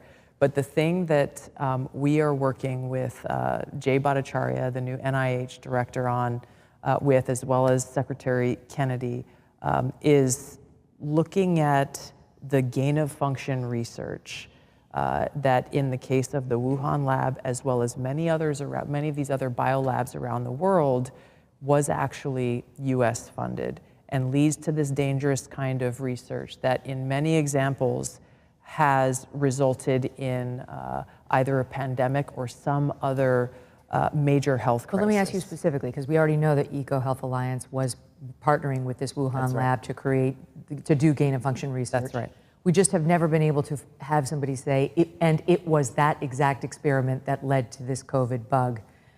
But have we gotten there? What's the new thing that you're digging in on? We are working on that with Jay Bhattacharya and look forward to being able to share that, hopefully very soon. Okay. That specific link. Correct, between the gain of function research and what we saw with COVID-19. I mean, that would be extraordinary because just so the audience knows, if that's true, if it was Peter Daszak's research with the Wuhan so-called bat lady that caused this pandemic, then we did fund it. Then Anthony Fauci helped fund the pandemic. The thing that he denied over and over and over to Senator Rand Paul's questioning. That's right, under oath. Under oath, exactly. So is it any wonder that he sought a preemptive pardon for anything during a certain period of time by President Biden before he left office? And then strong-armed and smeared people like Dr. Jay Bhattacharya, anybody who came out and said, I don't know if that's natural. This actually smacks of lab. And the reason why this is so important is not just what happened in the past, it's because this gain of function research is happening in biolabs around the world. I got attacked, and I think you saw this, we've probably talked about it on your show before, when I warned against US-funded biolabs in Ukraine when the Russia-Ukraine war kicked off for this very reason. Who knows what kinds of pathogens are in these labs, and if released, could create another COVID-like pandemic. And for that, I was called a Russian asset. You're, trumpeting Putin's talking points, all of this nonsense, simply for speaking the truth and stating facts that, by the way, are still on U.S. Embassy Ukraine's website today about how the U.S. has funded these biolabs in Ukraine. But my point is, in order to prevent another COVID-like pandemic or another major health incident that could affect us in the world, we have to end this gain of function research and provide the evidence that shows exactly why and how it's in our best interest, the American people's best interest, to bring about an end to it. Can I just ask you one other question on that? Why did the intelligence community, why were they so reluctant to just say that? Under Joe Biden, they were split. The FBI eventually said, well, we kind of think it was the lab, and the Department of Energy said lab. But then the other agencies were like, no, we think more natural origin, long past the point when it did not look like natural origin. They tested 80 or 90,000 animals. They never found this version of the virus. So what was going on with the intel community there? It's a good question, and I don't have a specific answer to it, but I want to point to the contrast of how in some cases, they are very unwilling to come to express a view or a certain opinion on something. And in other cases, even if they don't have decisive or conclusive evidence per se, they're very quickly to come to an assumption. And this gets to the real heart of the challenge here, and the problems that we've seen is the politicization of intelligence to meet a certain objective or to influence a certain policy. And that is what has been the problem. This goes all the way back to why this organization was founded. When you look at the so-called intelligence that really was used to spur the Iraq regime change war, and look at what that has cost our country in lives, in treasure. Look at what it's cost the world. Look at what Iraq is today, now essentially a proxy of Iran. When Iraq, that would not have happened had that regime change war not occurred. That's right. So again, this is really what is at the heart of what needs to be addressed within the intelligence community, and why leadership matters so much. Just as a reminder to our audience, you were a young 21-year-old state assembly person in Hawaii, and 2 years after that, you signed up, you enlisted in the National Guard, and you were deployed to Iraq. Yeah. So you know firsthand about the blood and treasure. And I served in a medical unit, and it was with a unit out of Hawaii, a infantry brigade combat team. And my first task every single day was to go through a list of all of those who had been casualties the day before, those who were injured. I was the first one notified when there was someone who was killed in action, and ultimately to make sure that those who were injured either got the medical care they needed, that they were evacuated as quickly as possible, and then making sure that they were getting that care all the way until they got home or getting them back out into the field. But every day, going through this list of names and thinking about those at home who I knew because I heard from my parents, were worrying and terrified of their phone ringing and the most terrible outcome of their loved one, their husband or wife or son or daughter or brother or sister, being in a position where they have paid the ultimate price in service to our country. And this is such an important thing because too often, as you know very well, covering all of these issues for so long, that you have politicians who debate whether do we go to war here or there, or do we go topple this government or that government, and too often it is so detached from the real consequences that come from those decisions. And we see the same reflected here at times, again, when we have people who are working within the intelligence community who perhaps in some cases have become too detached from the impact of their work on those who are making life and death decisions for our country, and the potential to either go to war or to prevent war, as President Trump is trying to do on many fronts. And you have those who are co-opted by the military-industrial complex, abusing their position to feed or manipulate intelligence, as we saw with the Iraq War, to start a new war. This intelligence community, the work that gets done in places like this every single day, has that power to be the fodder, the fuel, the seed that can lead to yet another unnecessary You're war. overseeing the group that could cause it. Yes. Pete Hegseth overseeing the group that would have to do it. Right. And both of you are in very powerful positions in advising President Trump about the risks and rewards. Right. There was a New York Times article within the past month saying you, he, J.D. Vance, and his chief of staff, Susie Wiles, were all together in urging him to not go too far on our actions against Iran, that we should not give Netanyahu what he wanted by either participating in or boldly and robustly supporting Israel bombing Iran, that's a proxy for us, and there's no way we wouldn't be heavily involved. And that is not a position the United States wants to be in. And President Trump did not do it. He did not give Netanyahu the answer he wanted. I know you're not going to get into the specifics of what you advised the president, but can you explain your view of the dangers of barreling toward a potential conflict with Iran? Yeah, the New York Times article was a result of an unfortunate, unauthorized, and illegal leak of a very private conversation between the president and his advisors. I won't get into the details, but it was a very robust discussion that really speaks to President Trump's care and thoughtfulness as he makes his decisions around these very serious issues of war and peace. Ultimately, what we are doing is providing the president with the facts, the intelligence. Here is what the intelligence is telling us. As the Secretary of Defense, here are the options that are on the table and the likely outcomes that could occur if you go with course of action A, B, or C. And ultimately, it's the president who makes the decision. And he has made it clear time and time again that his goal with Iran, first of all, they cannot be in a position where they can develop or have a nuclear weapon, and that he believes and is confident in the opportunity that this moment provides to be able to achieve that outcome through peaceful means, through diplomacy and through negotiations. And he knows that that's what's in the best interest for the American people and for the world. On the Iran front, here's the argument that the more neocon crew makes. All right, this is from Mark Dubowitz of Defense of Democracies, one of these think tanks in Washington that wants a hard line toward them.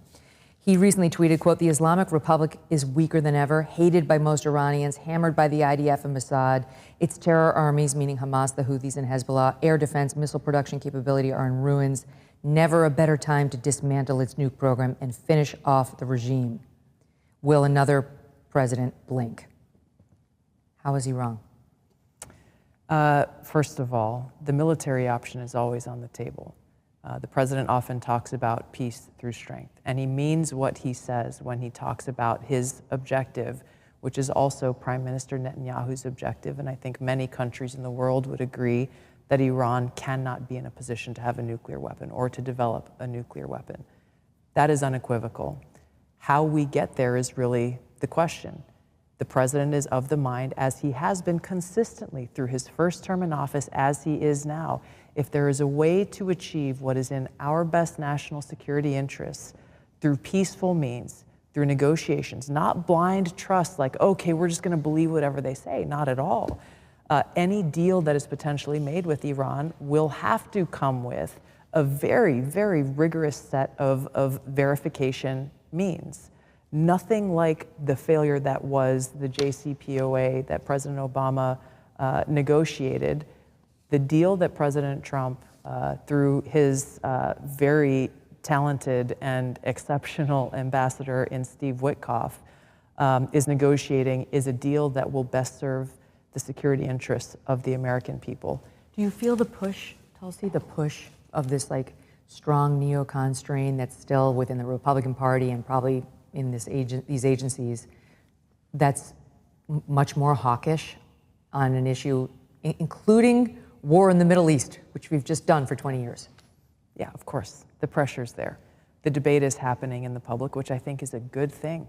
It's a positive thing that we're hearing from different elements. Yes, even within the Republican Party. Even if they're leaking? I mean, because we're hearing from them that way. Well, the leaks should not, the leaks have to end.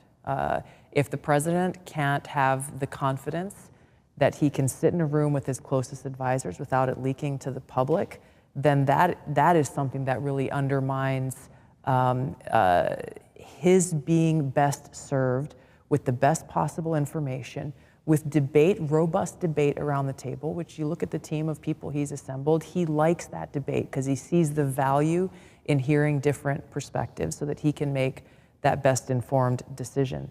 But when we look at this debate that's happening kind of in the public town square, whether it be digital or TV or whatever the platform is there, I think it's important for the American people to see the contrast and the difference between the neocons who are very ready to rush into war without allowing what President Kennedy spoke about in his historic speech at American University, which was to choose peace, to do the hard work of diplomacy, to recognize the true cost and the serious cost of war, and that it requires strong leadership to do the hard work of diplomacy in order to achieve peace however and wherever possible, and that it's not something that you just go, okay, good, we got peace, and then you walk away. No, it requires consistent engagement and that strong leadership that once again strikes that balance and recognizes that we cannot be prosperous unless we are at peace as a nation and ensuring our nation's security. We have the strongest and most capable military in the world. Right. And I can say, as someone who still serves in the Army Reserve and has now for 22 years. You're too busy for that. And right a little bit. But those who I've had the privilege of serving alongside, I had the chance to go and do some PT with Pete Hegseth and some Marines the other day. You still got it? Are you still there? I'm giving the kids a run for their money, and I'm good with that. That's amazing. But it's recognizing, again, yes, we have the capability to defend our safety, security, and freedom anywhere, anytime. But it takes a strong leader and a strong president to choose peace and diplomacy, recognizing that war and the use of our military, because of the sacrifices of these young men and women from all across the country that is required when you go to war. President Trump takes that very seriously. And I mean, I appreciate, as a mother of an 11, 14, and 15-year-old, I appreciate that. I do not want somebody with their foot on the gas pedal recklessly pushing us into yet another war, and I think I speak for most people in the country on that. The leaks, we touched on it. It must be very disconcerting to be in a private meeting with the president with only top people, and then a day later see it on the pages of the New York Times. Clearly, I assume you trust your fellow cabinet members and so on implicitly, but everyone has to speak to a staff about what happened and what needs to happen. And I wonder how rattling that is, because you're in the same position in a way that Pete Hegseth is in, where people underneath you appear to be leaking even top secret information that you could go to jail for leaking. That's right. But they clearly have such an agenda, it's worth it to them. Yeah. So how has that affected you? And you're dealing with it with a firm hand, but how has it affected you when this happens?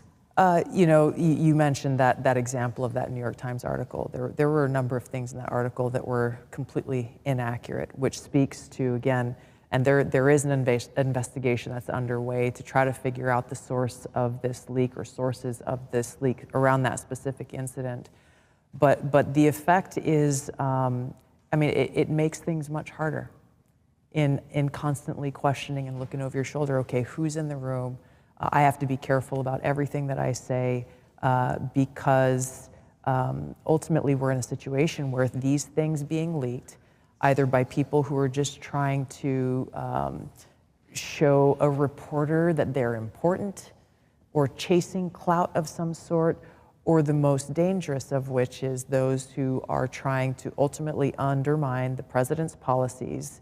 And this is not just like, okay, we don't like Trump, or someone who has a problem with President Trump and his policies. Really what is happening when they do that is they're undermining our democracy, because what they're doing in whatever tactic they use is saying, well, I'm doing what's best for the country, and I know what's better for the country than the vast majority of the American people who chose this duly elected president, Donald Trump.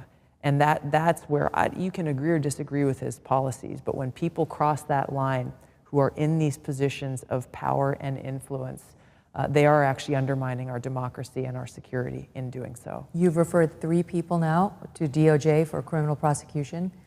Do you think they will be prosecuted? That's the goal.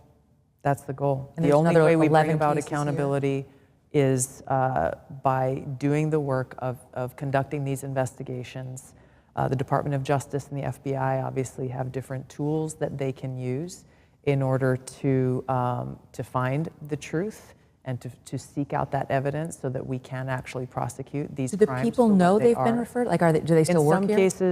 In some cases they know, in other cases they are likely not aware.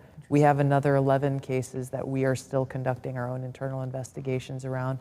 Some will be sent to the Department of Justice for further investigation and prosecution for criminal charges, because it is a crime, it's a federal crime. And others, depending on the situation, will be dealt with internally, or where people will be fired and have their security clearance revoked. One of the leaks it spoke to what Trump is trying to do with the deportations, not the securing of the southern border, but the deportations. Yeah. And he has declared under the Alien Enemies Act an invasion or incursion, in part saying that the Venezuelan government has dispatched Tren de Aragua, this gang, to come into the United States and commit mayhem. And one of the things that was leaked from someone in the intel community was that didn't happen. There is no official link between the Venezuelan government and Tren de Aragua. Therefore, it's not an incursion, it's not an invasion. It's a very clear why somebody would leak that to try to undermine the president's use of the Alien Enemies Act. Yeah. Is that one of the leaks being investigated? It is being investigated. There's a few things to add to that to kind of color out the picture.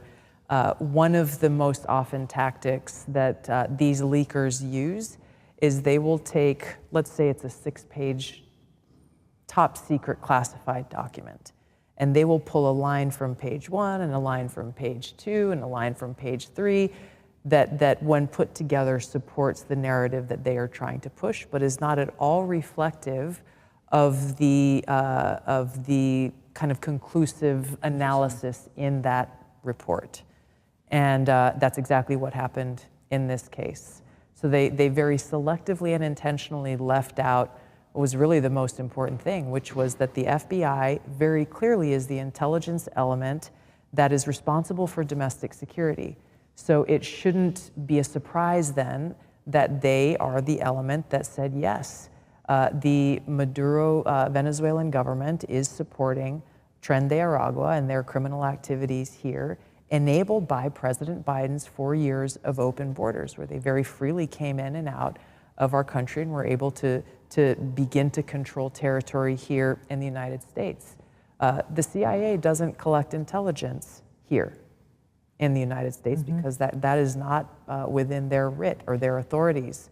So again, this is why we look at the ways that intelligence leaks are politicized is by the selective picking and choosing and very clearly leaving out the thing that actually supports what the president is doing here.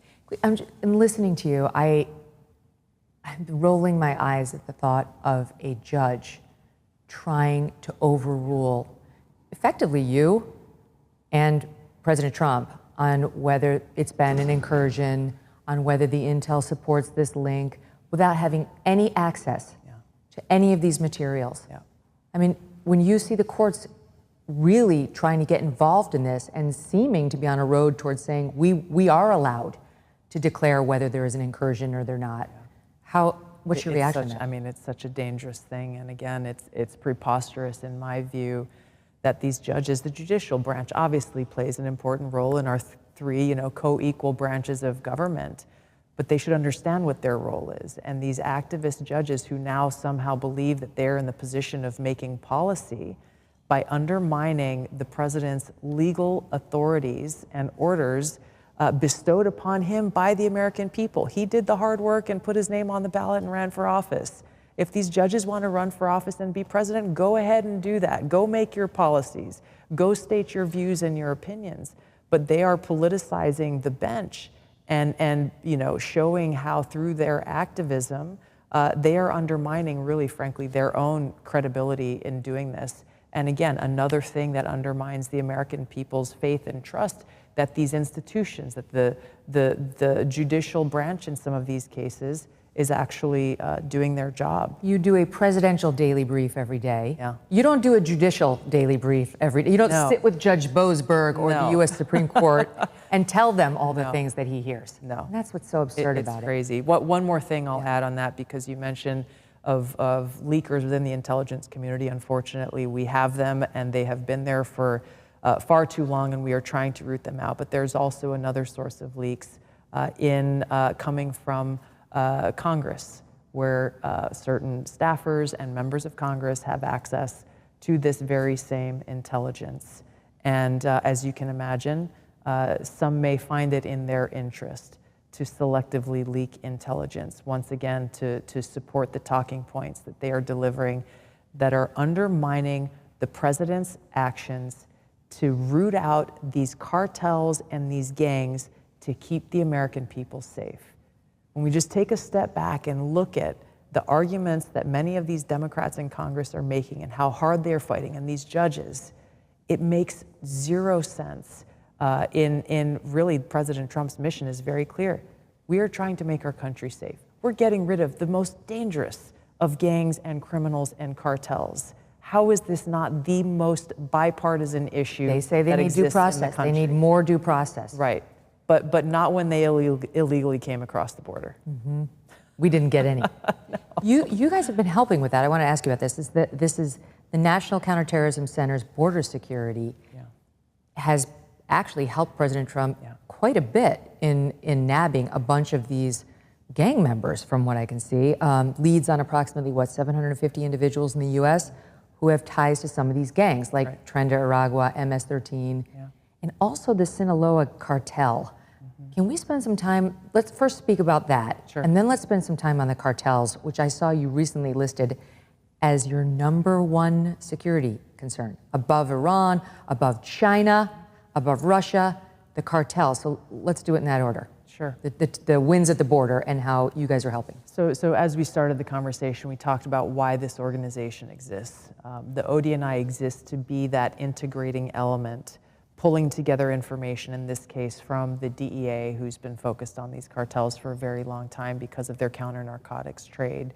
The intelligence that the FBI has collected as they're looking at the criminal activities that these cartels are conducting right here in communities all across the country.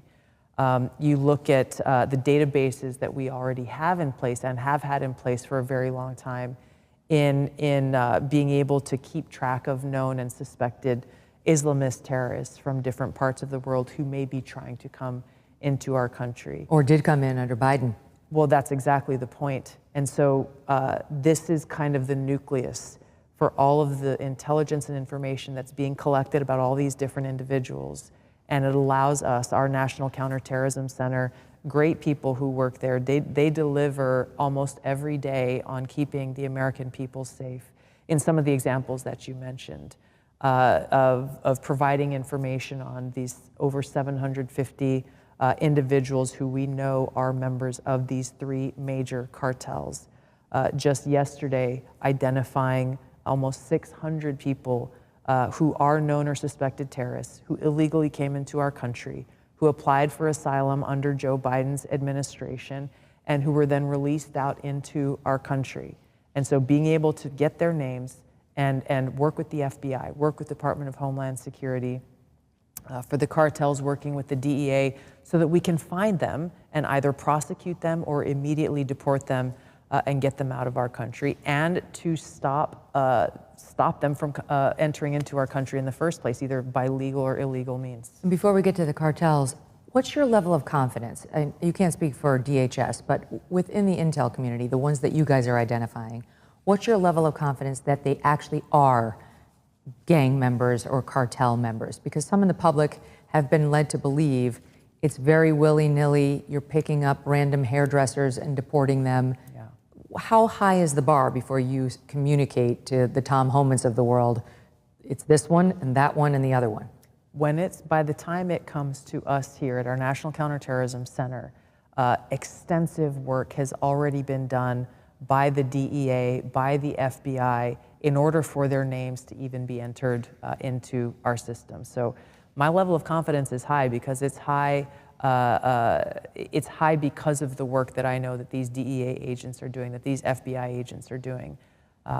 My office as the Director of National Intelligence, we have 12 regional representatives all across the country, and I've been spending time getting out to them and having conversations not only with them, and it's usually the FBI special agent in charge of that FBI office, but we have people from every element of the intelligence community, every element of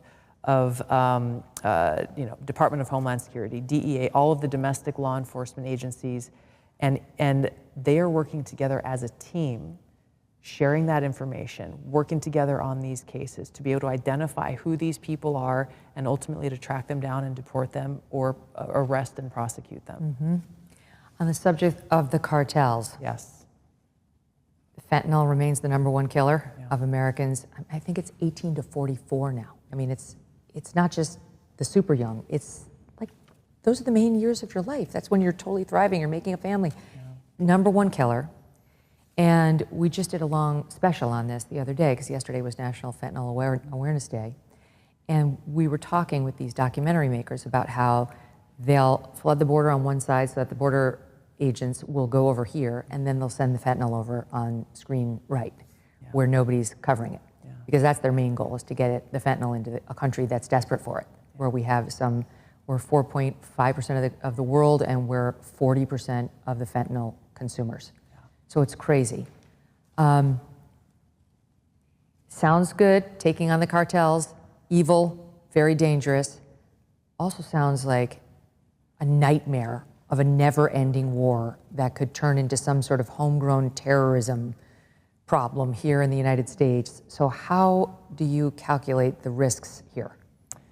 Well, first of all, it's already happening. These cartels are already finding their emplacements here, having their own version of a headquarters in different cities and towns across the country. the capabilities of these cartels, we are not underestimating at all. It is quite an eye-opening thing when we look at how their operations are running and their capabilities. And I won't go into detail here, but it really speaks to why President Trump recognized this as this greatest domestic threat, which goes back to the annual threat assessment, and where I detailed this and why, and also how the Department of Defense is now working with Department of Homeland Security really to secure our border, and will play an integral role in going after and defeating these cartels, working very closely with Mexico and their government and their officials. Can you just speak to, it's not just coming from the southern border, right? Now they're going around, they're using the northern border. That's right. They're shipping things in from the West Coast, the East Coast. I mean, we like to think of ourselves as isolated, but we're really not that isolated from these cartels. That's right. And that's where taking this very expansive approach all at once is so essential. No one is naive at all in thinking that this is just going to be like, oh, we'll conduct a few operations and then just knock this all out.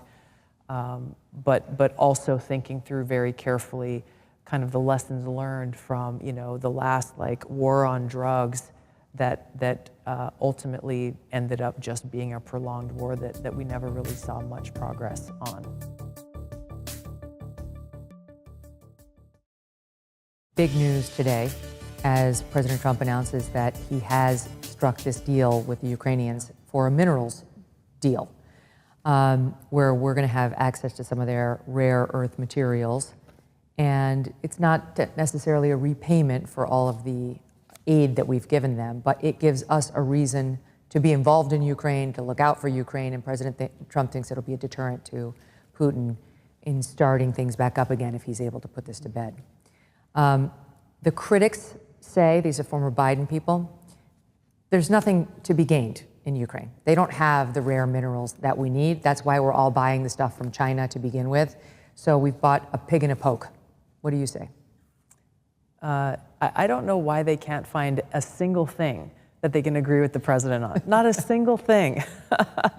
This deal was very important to the president to get done, and today was a big day. A lot of work went into getting this deal signed today because he values the fact that, as he talked about earlier in the cabinet meeting today, about how the American taxpayer has provided overall, when you look at all of the aid that's been given to Ukraine since the Russia-Ukraine war started, $350 billion. And when you look at some of the deals that some of the other European countries made with the aid they provided with Ukraine, either they used frozen Russian money, so they weren't using their taxpayer dollars, they found a way to give them frozen money from Russian funds, and in other areas they said, okay, we'll loan you this money and we'll figure out a payback plan for the future. But not us, not the Biden administration. This money was just given and that's it.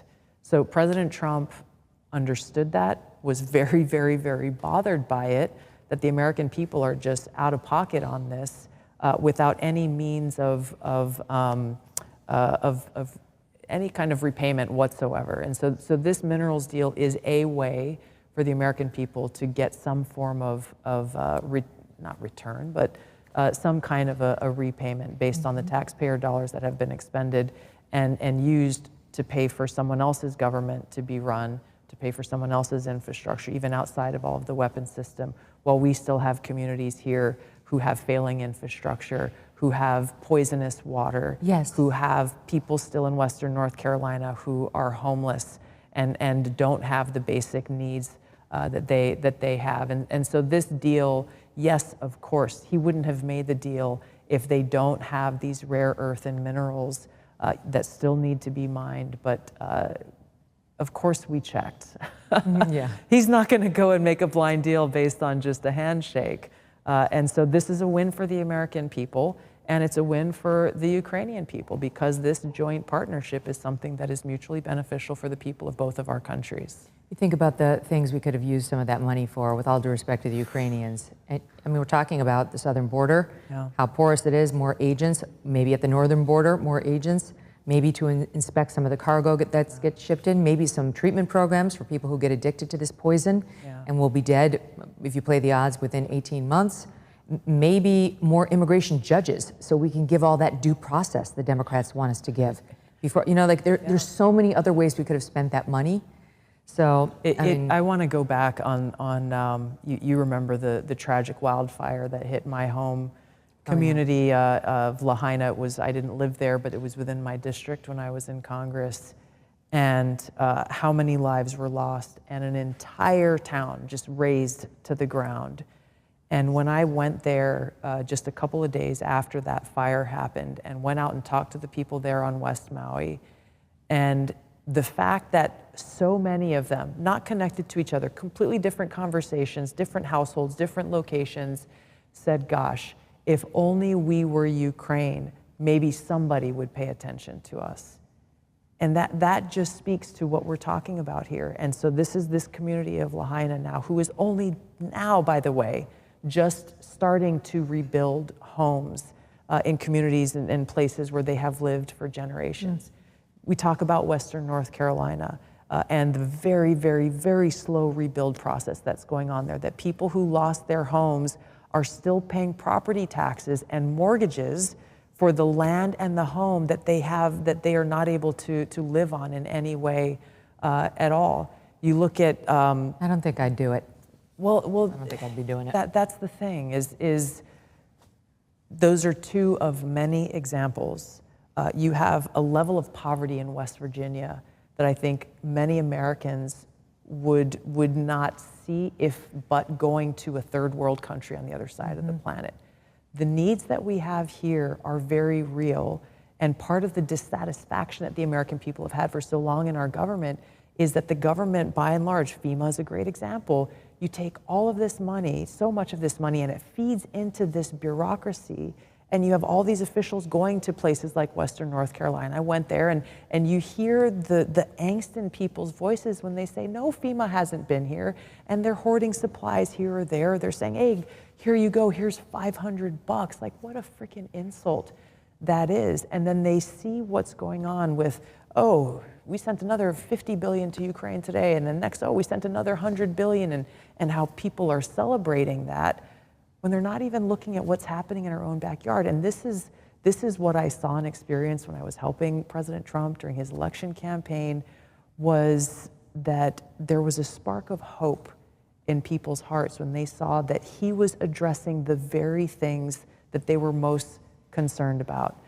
Their health and well-being, securing our borders, not allowing boys to play in girls' sports or allowing them into girls' bathrooms, things that are common sense and address the everyday needs of the American people, our security, him being the president of peace and trying to prevent war. This is a shift. This is the beginning of a shift to what we are all seeking to bring about, which is in this 250th anniversary of the founding of our country, how about let's have a government that actually serves the people, a government that is of, by, and for the people. We were talking about Russia briefly. You and I have talked before about how Hillary Clinton labeled you a puppet of Putin, a Russian asset. Debbie Wasserman Schultz shamefully said the same. And I saw recently President Trump withdrew Hillary Clinton's security clearance, which you had to do. Yes. I mean, that must have been a little fun. Right? Oh, just a little fun. I smiled. Of course you did. You're only human. Yeah, I am. So yeah, that's over for her.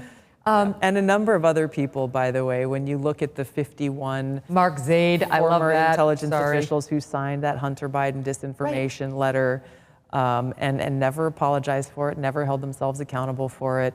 Yes, Mark Zaid, you had Letitia James and Why others. did she even have one? Well, some of them didn't have clearances, but they had access to classified information, and so we took away that access for those Alvin Bragg who didn't have clearances. Yes. Okay. And there are more to come, and this is part of what we're doing in our investigative work.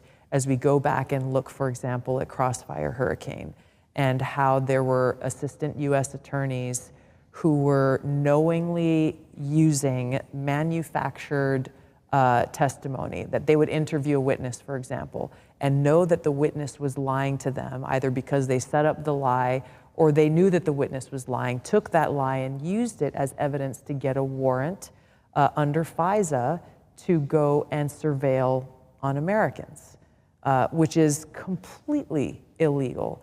And so these are the kinds of things, those types of people, those assistant U.S. attorneys or those FBI agents that were involved in this kind of stuff, these are crimes that need to be prosecuted, and these people need to be held accountable. Will that happen? That will happen. Wow. I mean, it's called the Foreign Intelligence Surveillance Act. That's right. That's what it's Yeah, supposed it's to a be good used for. reminder. Yeah. On the subject of saving money, you're doing some of that right here. Yes. And in part, it relates to enacting President Trump's DEI directives and pulling back on some of the nonsense that I know you and all the other agencies were spending money on, not you, but the intel community. Can you speak to a little bit of like what you found? Because you're doing your own Doge, you're doing DIG. Yes. So that's under you. You didn't so this is not one of the areas that Elon and Doge came into. You did it on your own, and I understand why. There's a lot of... They are helping us. They have incredible tools and a lot of lessons learned through the work that they've done. Okay. And so they are helping us and allowing us the opportunity to be able to apply those here. So we're not trying to reinvent the machine at all, and we're able to get after the things we're looking for. So how much is going out the door on DEI quickly. programs and hires and so on? So there was a DEI office that was immediately shut down, and that alone was a savings of around $20 million. But the thing that we just announced today, in fact, was the closure of this Office of Human Capital, completely different part of the organization, and one that sounds like, okay, well, maybe this is like talent management. You're trying to go out and see, well, where's the best talent and where are the gaps we need to fill, which is what I thought. But it turns out that it was an office where the previous administration kind of hid a bunch of their DEI people, knowing that this action was going to be taken by President Trump. And there was a slush fund there that they would use to fund people millions of dollars to go to DEI conferences and talk to other DEI people. And so we shut that down at a savings of $150 million today. But the thing that I think a lot of people would be surprised by, when people talk about DEI, and you hear, you know, whether it's CNN, MSNBC, they talk about DEI and they criticize the president for his action and the actions that we are all taking to get rid of this, claiming that we're against diversity and all of this other crap. When I came in here, I was able to talk with some of the people who work here. DEI was such a priority that it was baked into the incentive structure for people to advance professionally here. And I would imagine it was very similar across the federal government, where some employees told me that they were put in a position where they had to spend half of their time working on DEI initiatives in order for them to be able to put it on their annual evaluation and therefore be noted as, oh, well, you are more likely to get promoted if you are spending this significant amount of time on this diversity, equity, inclusion initiatives. And for me, I'm like, how in the world would you spend half of your time on that? Right. What were you creating? And I don't really know the answer to that, but I do know the answer to our national security on that question. Because what that means is in the Office of the Director of National Intelligence, and we have people here who work from all across of these 18 intelligence elements, being put in a position where they're told, if you want to get promoted, if you want to advance in your career, the priority is not, are you delivering the best quality intelligence assessments and analysis to best inform the president's most critical decisions? No, you will advance professionally if you show that you're dedicating half of your day towards these DEI initiatives. Your implicit bias. Exactly, exactly. And so when we look at why this was a priority for the president, this is not some superficial thing. There are national security implications to what the Biden administration was doing in centering almost their entire administration around DEI initiatives. You can take this towards any domestic agency. Look at the Department of Education. Shouldn't they be focused on educating our kids? Well, wasn't there a group, which intel agency was it that had the people talking about transgender surgeries and non-binary this and This is the National Security Agency. Yeah, there's sex the groups, NSA. polyamory. Yeah. I mean, on and on. This is a great example. Okay. So there was someone who snuck into that chat that was not an employee there, and they screenshotted what they saw and leaked it out on X. And again, this is a chat group that was created and administered by the NSA, one of the premier intelligence collection entities that we have. And it was obscene. It was obscene. Yes, it was about all of those things. It was talking about sex toys and sex tricks for people who had gone through some kind of transgender surgery or during the workday. This is during the workday on an intelligence hosted work chat group, and the supervisors, obviously, as soon as I found out about it, I said, anybody who's involved with this is getting fired and getting their security clearance revoked, which there were some who was like, oh gosh, aren't you, like, that seems extreme. Like, no. Imagine you're in any office and you're having these kinds of sexually explicit conversations in the workplace. It is I don't care what your sexual orientation or whatever your private choices are, this cannot be happening in the workplace, and it must not be happening in our premier intelligence agency that has people who have the highest clearances that anyone can hold. Wow. The plot thickens as many of the leaders feigned shock and surprise at this revelation.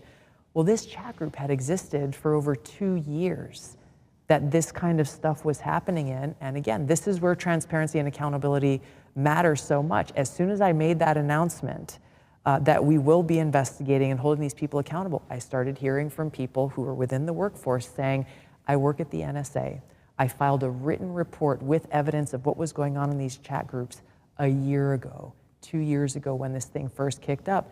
And basically, because of President Biden's DEI initiatives, they were essentially told, shut up, it's none of your business. Wow. And then there was the cover-up, and then there was the leak. So this is one example of many how we can see what the ramifications have been when we have, in the last administration, one that is seemingly focused on everything but the most important things. Well, speaking of the last administration, one question for you on Signalgate. As I heard you say this recently, is this the first administration to use Signal for confidential chats? Absolutely not.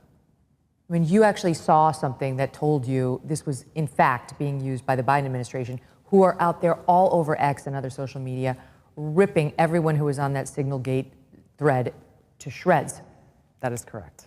So there's no question in your mind this was used during the Biden administration by officials? I know for certain that it was, to include national security officials. Is there another way to communicate? Like, are we stuck with Signal? So the main means of communication for all of us, like this in this building, this entire building is a secure facility. That means that if you go outside of this lobby, there's a bunch of lock boxes over there where you got to lock your phone in, you got to lock your Apple Watch or your Oura Ring, anything that even your Oura Ring, wow. Anything that transmits a signal gets locked up by everyone who works here and everyone who visits here before you leave this lobby. How are you supposed to count your steps? Good luck. Take the stairs. The old-fashioned way. Yeah, exactly. But so the vast majority of the communication that happens is through secure telephones and secure computers and things that are built in to our work environments. However, I do have to leave the building at times, and things have to keep moving and rolling. Same goes for those who work in the White House and those who work across the administration. So at times, for practical purposes, you have to be able to communicate on the go. Signal has been recognized by the federal government during the Biden administration, by the way, in December of 2024, as the preferred messaging app because it provides that end-to-end encryption. Wow. That makes it, nothing is completely secure, but it is the most secure option if you need to use it. You feel like it was unfair to Pete and Mike Walls? I mean, they took the brunt of it. Yeah, I mean, it shouldn't have happened. There are sensitive conversations that occur in these Signal chats, but ultimately it was not at all what those who are opposing the president's policies and those in the media made it out to be. And I can tell you that there are some of the most vocal critics of that whole situation who also use Signal and communicate things that they would not want released publicly as well. Not surprised. Exactly. As I've listened to you over this hour, I've had one thought recur to me over and over and over, and it is first female president. That is what I like. I look at you and I see it. And I know they put you through the meat grinder the last time, but that was the other side. Now you've crossed over. And so I just wonder. Thank you for not saying transition. Right. People use that word, it's like, okay, that's no. one of those words that's like for a certain thing. It's no. But notwithstanding how rough that was when you ran for president the first time, have you ruled out ever doing it again? Could we potentially see a Tulsi 2028 try? I will never rule out any opportunity to serve my country. I would not have, if we had talked a year ago, the thought would not have crossed my mind that I would be here and that we would be having this conversation. My decisions in my life have always been made around how can I best be of service to God? How can I best be of service to our country? And that is what has led me here. I'm grateful for this opportunity, and I will continue to chase those opportunities where I can make the most positive impact and be of service. And now, you and I sit here having done something the two of us back in 2016 never would have thought we would have done, which was stood up on a stage and endorsed Donald Trump. Yeah. Now you're working for him. Yeah. I endorsed him too. Yeah. And it was so great. I was there. I remember. And it was such a powerful moment and speech that you delivered because of your history with him. You are very generous to even mention that. What you did for President Trump was huge, and seeing you up there and announcing like your partisan change, you were with Trump. That was like the team of rivals or the Marvel universe coming together. The Avengers. Yeah, the Avengers. You're one of them. You're one of the most, and the gray streak is part of it. It just works. But I wonder if you do decide to do something, in the future, running for president or individual executive leadership, what have you learned from him? Like, what would you want to take away from the kind of leader Trump is? He's a very bold leader. And as we see, he's making decisions without care for what the media chirps about him or what his so-called critics may say about him. And he's quite masterful at it, by the way.